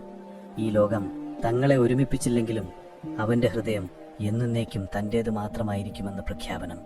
ആ വാർത്തയറിഞ്ഞ അന്ന് രാത്രി ഒരുപാട് കാലത്തിനു ശേഷം അവൾ അല്പം സമാധാനത്തോടെ ഉറങ്ങി. ഈ കഥകൾക്കിടയിൽ കൈസിന്റെയും ലൈലയുടെയും പഴയ കുറച്ച് കൂട്ടുകാരുണ്ടായിരുന്നു. അവർ ഒരുമിച്ച് പഠിച്ചവരാണ്, ഒരുമിച്ച് ആടുകളെ മേയ്ക്കാൻ പോയവരാണ്. അവരുടെ നിഷ്കളങ്കമായ പ്രണയം കണ്ട് ഒരുപാട് സന്തോഷിച്ചവരാണ്. കൈസ് മജ്നൂനായി മരുഭൂമിയിലേക്ക് പോയതും ലൈല നിർബന്ധിതയായി വിവാഹം കഴിച്ചതുമെല്ലാം അവർക്ക് വലിയ വേദനയുണ്ടാക്കിയിരുന്നു. പക്ഷെ എന്ത് ചെയ്യണമെന്നവർക്കറിയില്ലായിരുന്നു. ഗോത്ര നിയമങ്ങളെയും കുടുംബങ്ങളുടെ തീരുമാനങ്ങളെയും മറികടക്കാൻ അവർക്ക് ശക്തിയില്ലായിരുന്നു. എന്നാൽ കാബയിലെ പ്രാർത്ഥനയുടെ വാർത്ത കേട്ടപ്പോൾ അവർക്കൊരു കാര്യം മനസ്സിലായി. ഇത് ഇനിയും ഇങ്ങനെ വിട്ടാൽ ശരിയാവില്ല. ഈ 2 ജീവിതങ്ങൾ കൺമുന്നിൽ കിടന്ന് വെന്തുരുകുന്നത് നോക്കി നിൽക്കാൻ അവർക്ക് കഴിഞ്ഞില്ല. അവരിൽ സയ്യിദ് എന്നു പേരുള്ള ഖൈസിന്റെ ഏറ്റവും അടുത്തൊരു സുഹൃത്തുണ്ടായിരുന്നു. അവൻ ധീരനും വിവേകിയുമായിരുന്നു. അവൻ മറ്റു കൂട്ടുകാരെ ഒരു രാത്രി രഹസ്യമായി വിളിച്ചുകൂട്ടി. നമ്മൾ എന്തെങ്കിലും ചെയ്യണം. അവർ 2 പേരും ജീവനോടെ ഉണ്ടായിട്ട് എന്ത് കാര്യം? ഒരാൾ മരുഭൂമിയിലെ ഭ്രാന്തൻ, മറ്റൊരാൾ ജീവനുള്ള ഒരു ശവശരീരം. അവർക്ക് പരസ്പരം ഒരു നോക്ക് കാണാനെങ്കിലും അവസരമുണ്ടാക്കി കൊടുക്കേണ്ടത് ഒരു സുഹൃത്തുക്കളെന്ന നിലയിൽ നമ്മുടെ കടമയാണ്. അതൊരു പക്ഷേ അപകടമായിരിക്കാം. പക്ഷേ ആ അപകടം നമ്മൾ ഏറ്റെടുക്കണം. ആ വാക്കുകൾ മറ്റുള്ളവർക്കും ശരിയാണെന്ന് തോന്നി. അങ്ങനെ അവർ ഒരു പദ്ധതി തയ്യാറാക്കി. അത് വളരെ അപകടം പിടിച്ച ഒന്നായിരുന്നു. ലൈലിയെയും മജ്നുവിനെയും രഹസ്യമായി ഒരിടത്തെത്തിക്കണം, ആരും കാണാതെ, ആരും അറിയാതെ. അതിനായി അവർ ഒരു സ്ഥലം കണ്ടെത്തി. 2 ഗോത്രങ്ങളുടെയും അതിർത്തിയിൽ നിന്ന് ഒരുപാട് ദൂരെ, ആരും പെട്ടെന്ന് ശ്രദ്ധിക്കാത്ത ഉപേക്ഷിക്കപ്പെട്ട ഒരു ഈന്തപ്പനന്തോപ്പ്. അവിടെ ഒരു പഴയ കിണറുമുണ്ട്. രാത്രിയുടെ മറവിൽ അവിടെ വെച്ച് അവരെ കാണിക്കാം. പദ്ധതിയുടെ ആദ്യപടി ലൈലിയെ ഈ വിവരം അറിയിക്കുക എന്നതായിരുന്നു. അതായിരുന്നു ഏറ്റവും ബുദ്ധിമുട്ടുള്ള കാര്യം. അവളുടെ കൂടാരത്തിന് എപ്പോഴും കാവലുണ്ടായിരുന്നു. സെയ്ദ് തന്റെ സഹോദരിയെ ലൈലിയുടെ പഴയ കളിക്കൂട്ടുകാരിയായ സൽമിയെ ഈ ദൗത്യമേൽപ്പിച്ചു. സൽമ പിറ്റേ ദിവസം ലൈലിയെ കാണാനായി ഇബ്നു സലാമിന്റെ കൂടാരത്തിലെത്തി. സാധാരണ ഒരു സൗഹൃദ സന്ദർശനം പോലെ അവർ ഒരുപാട് നേരം പഴയ കാര്യങ്ങൾ സംസാരിച്ചിരുന്നു. ലൈലിയുടെ മുഖത്ത് പതിവ് പോലെ ഒരു നിർവികാരതയായിരുന്നു. അവസാനം മറ്റാരും ശ്രദ്ധിക്കുന്നില്ലെന്നുറപ്പുവരുത്തി സൽമ അവളുടെ കാതിൽ ആ രഹസ്യം മന്ത്രിച്ചു. ലൈല, ഞങ്ങൾ കുറച്ചുപേർ ഖൈസിനെ ഒന്ന് കാണാൻ നിനക്കൊരവസരമുണ്ടാക്കാൻ ശ്രമിക്കുന്നുണ്ട്. നീ തയ്യാറാണെങ്കിൽ മാത്രം. ആ വാക്കുകൾ കേട്ടതും ലൈലിയുടെ ഹൃദയം ഒരു നിമിഷം നിലച്ചുപോയതുപോലെ തോന്നി. അവളുടെ നിർവികാരമായ മുഖത്ത് ഭയവും സന്തോഷവും ഒരുമിച്ച് മിന്നിമറിഞ്ഞു. സൽമ, നീ എന്താണ് ഈ പറയുന്നത്? അത് സാധ്യമല്ല. പിടിക്കപ്പെട്ടാൽ അവർ എന്നെ കൊല്ലും, നിങ്ങളെയും. അവളുടെ ശബ്ദം വിറയ്ക്കുന്നുണ്ടായിരുന്നു. എനിക്കറിയാം. സൽമ അവളുടെ കൈകൾ മുറുകെ പിടിച്ചു. പക്ഷേ ഒരിക്കലെങ്കിലും ഒരു നോക്ക് കാണാൻ നിന്റെ മനസ്സ് ആഗ്രഹിക്കുന്നില്ലേ? ജീവിതകാലം മുഴുവൻ ഈ വേദനയും പേര് ജീവിക്കുന്നതിനേക്കാൾ നല്ലതല്ലേ അത്? സൽമയുടെ ചോദ്യത്തിന് മുന്നിൽ ലൈലയ്ക്ക് മറുപടിയില്ലായിരുന്നു. അവളുടെ ഉള്ളിൽ ഭയവും ആഗ്രഹവും തമ്മിൽ ഒരു വലിയ യുദ്ധം നടന്നു. പിടിക്കപ്പെട്ടാലുള്ള ഭവിഷ്യത്ത് ഭയാനകമായിരുന്നു. പക്ഷെ മജ്നൂനെ ഒരു നോക്ക് കാണാനുള്ള ആഗ്രഹം അതിനേക്കാൾ ശക്തമായിരുന്നു. ആ മുഖം അവസാനമായി കണ്ടിട്ട് വർഷങ്ങളായി. ഇപ്പോഴവൻ എങ്ങനെയായിരിക്കും? അവന്റെ കണ്ണുകൾക്ക് ഇപ്പോഴും അതേ തിളക്കമുണ്ടാവുമോ? അവൾ അവസാനം ഒരു ദീർഘനിശ്വാസത്തോടെ സമ്മതം മൂളി. ഞാൻ വരാം. അടുത്ത ഘട്ടം മജ്നൂനെ കണ്ടെത്തുക എന്നതായിരുന്നു. സയ്യിദും മറ്റു 2 സുഹൃത്തുക്കളും കൂടി മരുഭൂമിയിലേക്ക് യാത്രയായി. കച്ചവട സംഘങ്ങളിൽ നിന്ന് കിട്ടിയ വിവരങ്ങൾ വെച്ച് അവർ അവനെ തിരഞ്ഞു. ദിവസങ്ങൾ നീണ്ട അലച്ചിലിനൊടുവിൽ അവർ അവനെ കണ്ടെത്തി. മൃഗങ്ങളുടെ നടുവിൽ ധ്യാനത്തിലെന്ന പോലെ ഇരിക്കുന്ന മജ്നൂൻ. അവനെ കണ്ടപ്പോൾ സയ്യിദിന്റെ കണ്ണുകൾ നിറഞ്ഞുപോയി. തന്റെ പഴയ സുഹൃത്തിന്റെ കോലം അവനെ വല്ലാതെ വേദനിപ്പിച്ചു. സയ്യിദ് പതുക്കെ അവനെ സമീപിച്ചു. ഖൈസ്, അവൻ വിളിച്ചു. മജ്നൂൻ കണ്ണു തുറന്നു. അവന്റെ മുഖത്ത് അത്ഭുതമുണ്ടായിരുന്നു. സയ്യിദ്, നീയോ? വർഷങ്ങൾക്ക് ശേഷം ആദ്യമായി അവന്റെ മുഖത്തൊരു പുഞ്ചിരി വിടർന്നു. അവർ പരസ്പരം ആലിംഗനം ചെയ്തു. പഴയ സൗഹൃദത്തിന്റെ ഊഷ്മളതയിൽ മജ്നൂൻ ഒരു നിമിഷത്തേക്ക് പഴയ ഖൈസായി മാറി. സയ്യിദ് വന്ന കാര്യം അവനോട് പറഞ്ഞു. ഞങ്ങൾ നിന്നെ ലൈലയുമായി കാണിക്കാനൊരു അവസരം ഉണ്ടാക്കിയിട്ടുണ്ട്, നീ വരണം. ഈ വാർത്ത കേട്ടപ്പോൾ മജ്നൂന്റെ പ്രതികരണം വിചിത്രമായിരുന്നു. അവൻ സന്തോഷിച്ചില്ല, ദേഷ്യപ്പെട്ടുമില്ല. അവന്റെ മുഖം ഭയം കൊണ്ട് വിളറി. വേണ്ട സയ്യിദ്, അവൻ പറഞ്ഞു. അത് വേണ്ട, അതവൾ കാപത്താണ്. അവളെ കണ്ടാൽ ഒരുപക്ഷെ എനിക്കെന്റെ നിയന്ത്രണം നഷ്ടപ്പെട്ടേക്കാം. ഞാൻ കാരണം ഇനിയും അവൾക്കൊരു ദോഷം വരരുത്. അവന്റെ മറുപടി കേട്ട് സയ്യിദ് ഞെട്ടിപ്പോയി. ലോകം മുഴുവൻ ഭ്രാന്തനെന്ന് വിളിക്കുന്ന ഈ മനുഷ്യൻ എത്ര വിവേകത്തോടെയാണ് സംസാരിക്കുന്നത്. അവൻ ലൈലയുടെ സുരക്ഷയെക്കുറിച്ചാണ് ചിന്തിക്കുന്നത്. ഇല്ല ഖൈസ്, ഒന്നും സംഭവിക്കില്ല. സയ്യിദ് അവന് ധൈര്യം കൊടുത്തു. ഇത് ലൈലയുടെ കൂടി ആഗ്രഹമാണ്. അവൾക്കും നിന്നെ കാണണം. നീ വന്നില്ലെങ്കിൽ അവൾ തകർന്നു പോകും. ഒരു നോക്ക് മാത്രം, ദൂരെ നിന്ന്, എന്നിട്ട് നിനക്ക് മടങ്ങാം. ലൈലയുടെ ആഗ്രഹമാണെന്നറിഞ്ഞപ്പോൾ മജ്നൂന് എതിർക്കാൻ കഴിഞ്ഞില്ല. അവൻ വരാമെന്ന് സമ്മതിച്ചു. അവർ ഒരു ദിവസവും സമയവും നിശ്ചയിച്ചു. അമാവാസി രാത്രി. അപ്പോൾ ഇരുട്ടിൽ ആരുടെയും കണ്ണിൽപ്പെടാതെ അവർക്കവിടെ എത്താം. നിശ്ചയിച്ച ദിവസം രാത്രി ലൈല തന്റെ ഭർത്താവ് ഉറങ്ങിക്കഴിയുന്നതുവരെ കാത്തിരുന്നു. എന്നിട്ട് ശബ്ദമുണ്ടാക്കാതെ കൂടാരത്തിൽ നിന്ന് പുറത്തിറങ്ങി. കറുത്ത വസ്ത്രം കൊണ്ട് ശരീരം മുഴുവൻ മൂടിയിരുന്നു. കുറച്ചകലെയായി സൽമ അവൾക്കായി ഒട്ടകവുമായി കാത്തിരു നിൽക്കുന്നുണ്ടായിരുന്നു. മജ്നൂൻ സയ്യിദിനോടൊപ്പം കാൽനടയായി യാത്ര തിരിച്ചു. അവന്റെ ഓരോ ചുവടും മുന്നോട്ടായിരുന്നെങ്കിലും അവന്റെ മനസ്സ് പിടയ്ക്കുന്നുണ്ടായിരുന്നു. വർഷങ്ങൾക്ക് ശേഷമുള്ളൊരു കൂടിക്കാഴ്ച. അവന്റെ ഹൃദയം ഒരു പെരുമ്പര പോലെ മിടിച്ചു. അവരാ ഉപേക്ഷിക്കപ്പെട്ട ഈന്തപ്പനം തോപ്പിലെത്തിയപ്പോൾ ദൂരെ ഒരു വിളക്കിന്റെ നേർത്ത വെളിച്ചം കണ്ടു. സയ്യിദ് മജ്നൂന്റെ തോളിൽ തട്ടി. അവൾ അവിടെയുണ്ട്. ആ നിമിഷം കാലം നിശ്ചലമായി. മജ്നൂന്റെ കാലുകൾ മണ്ണിൽ ഉറച്ചുപോയി. മുന്നോട്ട് ഒരടി വെക്കാൻ പോലും അവന് കഴിയുന്നുണ്ടായിരുന്നില്ല. ഈന്തപ്പനത്തോപ്പിലെ ആ അമാവാസ്യ രാത്രിയിൽ മജ്നൂനും ലൈലയും പരസ്പരം കാണുകയാണ് വർഷങ്ങൾക്ക് ശേഷം. പക്ഷെ അവർക്കിടയിൽ ഒരു മരുഭൂമിയുടെ അത്രയും ദൂരമുണ്ട്. ആ ദൂരം കുറയ്ക്കാൻ അവർക്ക് രണ്ടുപേർക്കും കഴിയുന്നില്ല. ലൈല വിളക്കിന്റെ വെളിച്ചത്തിൽ ഒരു നിഴൽ പോലെ നിന്നു. അവൾക്ക് മുന്നോട്ട് വരാൻ ഭയമായിരുന്നു. വിവാഹിതയായ ഒരു സ്ത്രീ ഭർത്താവില്ലാതെ രാത്രിയിൽ മറ്റൊരു പുരുഷനെ കാണുന്നത് പിടിക്കപ്പെട്ടാൽ മരണമുറപ്പാണ്. പക്ഷേ അതിനേക്കാൾ ഉപരി മറ്റൊന്നവളെ തടഞ്ഞു. മുന്നിൽ നിൽക്കുന്ന ആ രൂപം, അത് അവളുടെ ഓർമ്മയിലെ കൈസല്ലായിരുന്നു. അതൊരു മനുഷ്യരൂപമായിരുന്നില്ല, മരുഭൂമിയിലെ ഒരു ആത്മാവായിരുന്നു. ആ രൂപത്തെ സമീപിക്കാൻ അവൾക്ക് കഴിഞ്ഞില്ല. മജ്നൂനാകട്ടെ കാലുകൾ മണ്ണിൽ ഉറച്ചുപോയതുപോലെ നിന്നു. ലോകത്തിലെ ഏറ്റവും വലിയ നിധി തന്റെ കൺമുന്നിലുണ്ട്. പക്ഷെ അത് തൊടാൻ അവൻ അർഹനല്ലെന്ന് അവൻ സ്വയം വിശ്വസിച്ചു. ഇല്ല, അവൻ സ്വയം മന്ത്രിച്ചു, ഞാനൊരു ഭ്രാന്തനാണ്. എന്റെ ശരീരം അഴുക്കുപുരണ്ടതാണ്. ഞാനൊരു വന്യജീവിയാണ്. എന്റെ ഈ രൂപം അവൾ ഇത്ര അടുത്തു നിന്ന് കാണരുത്. എന്റെ സ്നേഹം പരിശുദ്ധമാണ്, പക്ഷെ ഞാൻ അതല്ല. അവന്റെ ഉള്ളിൽ ലൈല ഒരു വിഗ്രഹമായിരുന്നു. അമ്പലത്തിലെ വിഗ്രഹത്തെ തൊടാൻ പൂജാരിക്ക് മാത്രമേ അവകാശമുള്ളൂ. താനൊരു ഭക്തൻ മാത്രമാണെന്ന് അവൻ കരുതി. ദൂരെ നിന്ന് ആരാധിക്കാൻ മാത്രം അവകാശമുള്ളവൻ. കൈസ്. ലൈലയുടെ നേർത്ത ശബ്ദം കാറ്റിൽ ഒഴുകിയെത്തി. ആ വിളി കേട്ട് മജ്നൂൻ ഒന്ന് വിറച്ചു. വർഷങ്ങൾക്ക് ശേഷം തന്റെ യഥാർത്ഥ പേര് അവൻ കേൾക്കുകയാണ്. ലൈല, നീ സുഖമായിരിക്കുന്നു. എന്റെ സുഖം നീ അറിയുന്നുണ്ടല്ലോ, അവൾ പറഞ്ഞു. നിന്റെ സുഖവും ഞാൻ അറിയുന്നുണ്ട്. നമ്മൾ എന്തിനാണ് ഇങ്ങനെ ജീവിക്കുന്നത് കൈസ്? നമ്മുടെ പ്രണയം ഈ ലോകത്തിന് മനസ്സിലാവാത്തതുകൊണ്ട്, അവൻ പറഞ്ഞു. നീ തിരിച്ചു പോകണം ലൈല, ഇത് അപകടമാണ്. നിനക്കൊന്നും സംഭവിക്കരുത്. അത്രമാത്രമേ അവർ സംസാരിച്ചുള്ളൂ. വാക്കുകൾക്ക് അവിടെ സ്ഥാനമില്ലായിരുന്നു. അവരുടെ കണ്ണുകൾ പരസ്പരം സംസാരിച്ചു. 1000 കവിതകൾക്ക് പറയാൻ കഴിയുന്നതിനേക്കാൾ കൂടുതൽ കാര്യങ്ങൾ ആ നോട്ടം കൊണ്ട് അവർ കൈമാറി. പിന്നെ വന്നതുപോലെ നിശബ്ദമായി അവർ 2 വഴിക്കായി പിരിഞ്ഞു. ആ കൂടിക്കാഴ്ച ഒരു തുടക്കമായിരുന്നില്ല, അതൊരു ഒടുക്കമായിരുന്നു. അതോടെ അവരുടെ അവസാനത്തെ പ്രതീക്ഷയും അവസാനിച്ചു. കൂടാരത്തിൽ തിരിച്ചെത്തിയ ലൈല തളർന്ന് കിടക്കയിലേക്ക് വീണു. മജ്നൂനെ ആ കോലത്തിൽ കണ്ടത് അവളുടെ ഹൃദയത്തെ കീറിമുറിച്ചു. താൻ കാരണമാണ് അവൻ അങ്ങനെയായതെന്ന കുറ്റബോധം അവളെ കാർന്നു തിന്നാൻ തുടങ്ങി. അവൾ ഭക്ഷണം കഴിക്കുന്നത് നിർത്തി, ആരോടും സംസാരിക്കാതെയായി. അവൾ അനുദിനം ക്ഷീണിച്ചു വന്നു.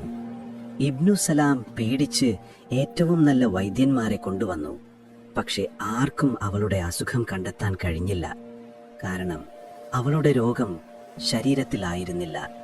മജ്നൂനെ കണ്ട ആ രാത്രി അവളുടെ ആത്മാവ് അവളെ വിട്ടുപോയിരുന്നു. ദിവസങ്ങൾ കഴിയും തോറും അവളുടെ നില വഷളായി. അവൾ ഒരു എല്ലിൻകൂട് മാത്രമായി മാറി. ഒരു ദിവസം അവൾക്ക് തനിക്ക് അധികം സമയമില്ലെന്ന് മനസ്സിലായി. അവൾ തന്റെ അമ്മയെ അടുത്തേക്ക് വിളിച്ചു. അമ്മേ, ഞാൻ മരിക്കുമ്പോൾ എൻ്റെ വിവാഹ വസ്ത്രം എന്നെ അണിയിക്കണം.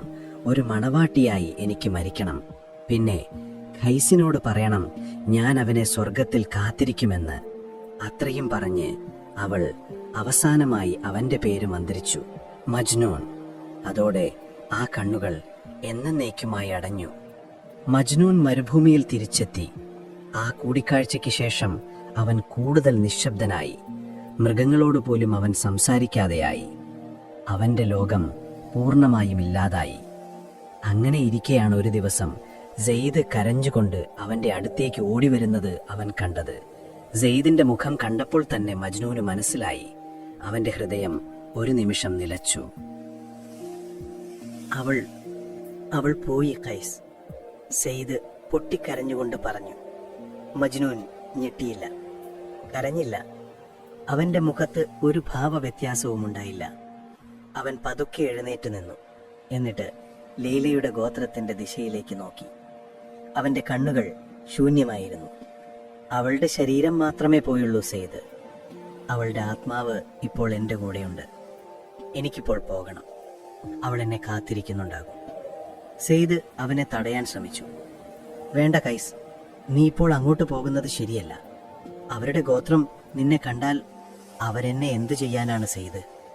മജ്നൂൻ ശാന്തമായി ചോദിച്ചു. എന്നെ കൊല്ലുമോ?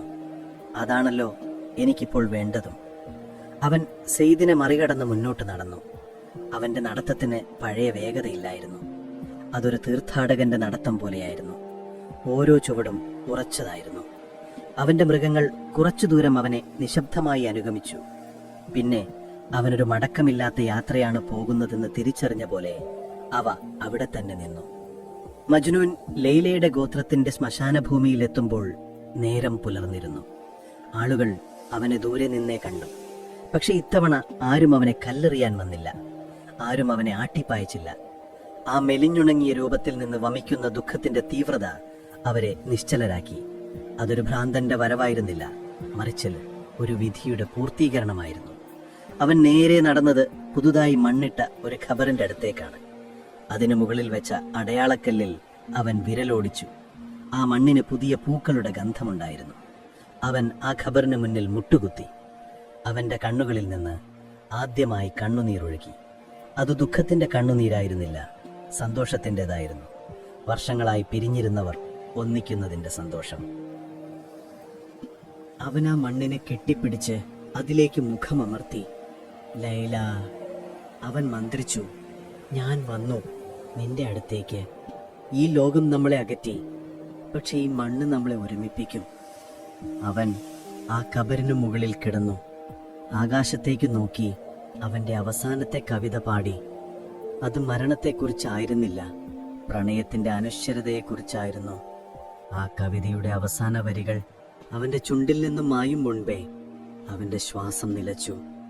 അവന്റെ മുഖത്ത് വർഷങ്ങൾക്ക് ശേഷം ശാന്തമായൊരു പുഞ്ചിരി ഉണ്ടായിരുന്നു. സയ്യിദും വിവരമറിഞ്ഞെത്തിയ മജ്നൂന്റെ മാതാപിതാക്കളും ലൈലയുടെ കുടുംബാംഗങ്ങളും ആ കാഴ്ച ദൂരെ നിന്ന് കാണുന്നുണ്ടായിരുന്നു. പ്രണയത്തിനു മുന്നിൽ തങ്ങളുടെ നിയമങ്ങളും ഗോത്രാഭിമാനവും എത്ര നിസ്സാരമായിരുന്നു എന്ന് ഒരുപക്ഷെ ലൈലയുടെ പിതാവ് ആ നിമിഷം തിരിച്ചറിഞ്ഞിരിക്കാം. അവരുടെ കഥ കേട്ടറിഞ്ഞ ഗോത്രതലവന്മാർ ഒരുമിച്ചൊരു തീരുമാനമെടുത്തു. ജീവിച്ചിരുന്നപ്പോൾ ഒന്നിക്കാൻ കഴിയാത്ത അവരെ മരണത്തിലെങ്കിലും ഒരുമിപ്പിക്കണം. അവർ മജ്നൂന്റെ ഖബറിടം ലൈലയുടെ ഖബറിനരികിൽ തന്നെ ഒരുക്കി. 2 ഖബറുകൾക്ക് മുകളിലായി ഒരൊറ്റ അടയാളക്കല്ല് വെച്ചു. അതിലിങ്ങനെ എഴുതി: ഇവിടെ പ്രണയത്തിനു വേണ്ടി ജീവിച്ച 2 ആത്മാക്കൾ ഒരുമിച്ചുറങ്ങുന്നു. അങ്ങനെ ലൈലയുടെയും മജ്നൂന്റെയും കഥ ഇവിടെ അവസാനിക്കുകയാണ്.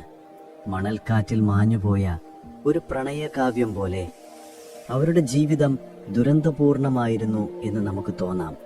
ഒരുപക്ഷെ അവർ അങ്ങനെ കരുതിയിട്ടുണ്ടാവില്ല. കാരണം അവർ സ്നേഹിച്ചു, ആ സ്നേഹത്തിനു വേണ്ടി ജീവിച്ചു, അവസാനം ആ സ്നേഹത്തിൽ തന്നെ ഒന്നിച്ചു. അവരുടെ ഖബറിടം പിന്നീട് പ്രണയിക്കുന്നവരുടെ ഒരു തീർത്ഥാടന കേന്ദ്രമായി മാറിയെന്ന കഥകൾ പറയുന്നു. ഇന്നും ആയിരക്കണക്കിന് വർഷങ്ങൾക്കിപ്പുറവും ലോകം അവരുടെ കഥ പല രൂപത്തിൽ പറഞ്ഞുകൊണ്ടേയിരിക്കുന്നു. അതുകൊണ്ട് ഈ കഥയുടെ വേദന നിങ്ങളുടെ ഉറക്കത്തെ ശല്യപ്പെടുത്താതിരിക്കട്ടെ. പകരം അവരുടെ പ്രണയത്തിന്റെ തീവ്രതയെ ഓർക്കുക. ലോകം മുഴുവൻ എതിർത്തപ്പോഴും തളരാതിരുന്ന ആ സ്നേഹത്തെ ഓർക്കുക. ഇപ്പോൾ ഈ കഥ കഴിഞ്ഞിരിക്കുന്നു. പുറത്തെ രാത്രി ശാന്തമാണ്. ആകാശത്തിലെ നക്ഷത്രങ്ങൾ ഒരുപക്ഷെ അവരുടെ കഥ പരസ്പരം പറയുന്നുണ്ടാകാം. ഇനി ചിന്തകളെല്ലാം പതിയെ മാഞ്ഞു പോകട്ടെ. നിങ്ങളുടെ ശ്വാസം ശാന്തമാകട്ടെ. കൺപോളകൾക്ക് ഭാരം കൂടട്ടെ. സുഖകരമായ ആഴത്തിലുള്ള ഒരു ഉറക്കത്തിലേക്ക് നിങ്ങൾ വഴുതി വീഴട്ടെ. നല്ല സ്വപ്നങ്ങൾ നിങ്ങളെ തേടി വരട്ടെ.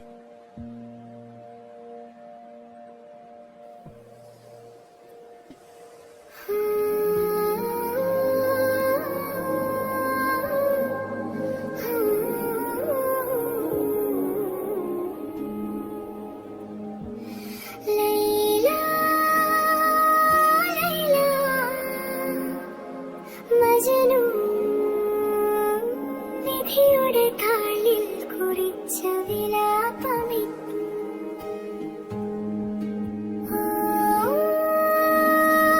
ലൈലാ മജ്നൂ ഇഷ്കിൻ തീയിലുരുകും റോഹിൻ ഗാഥയിത്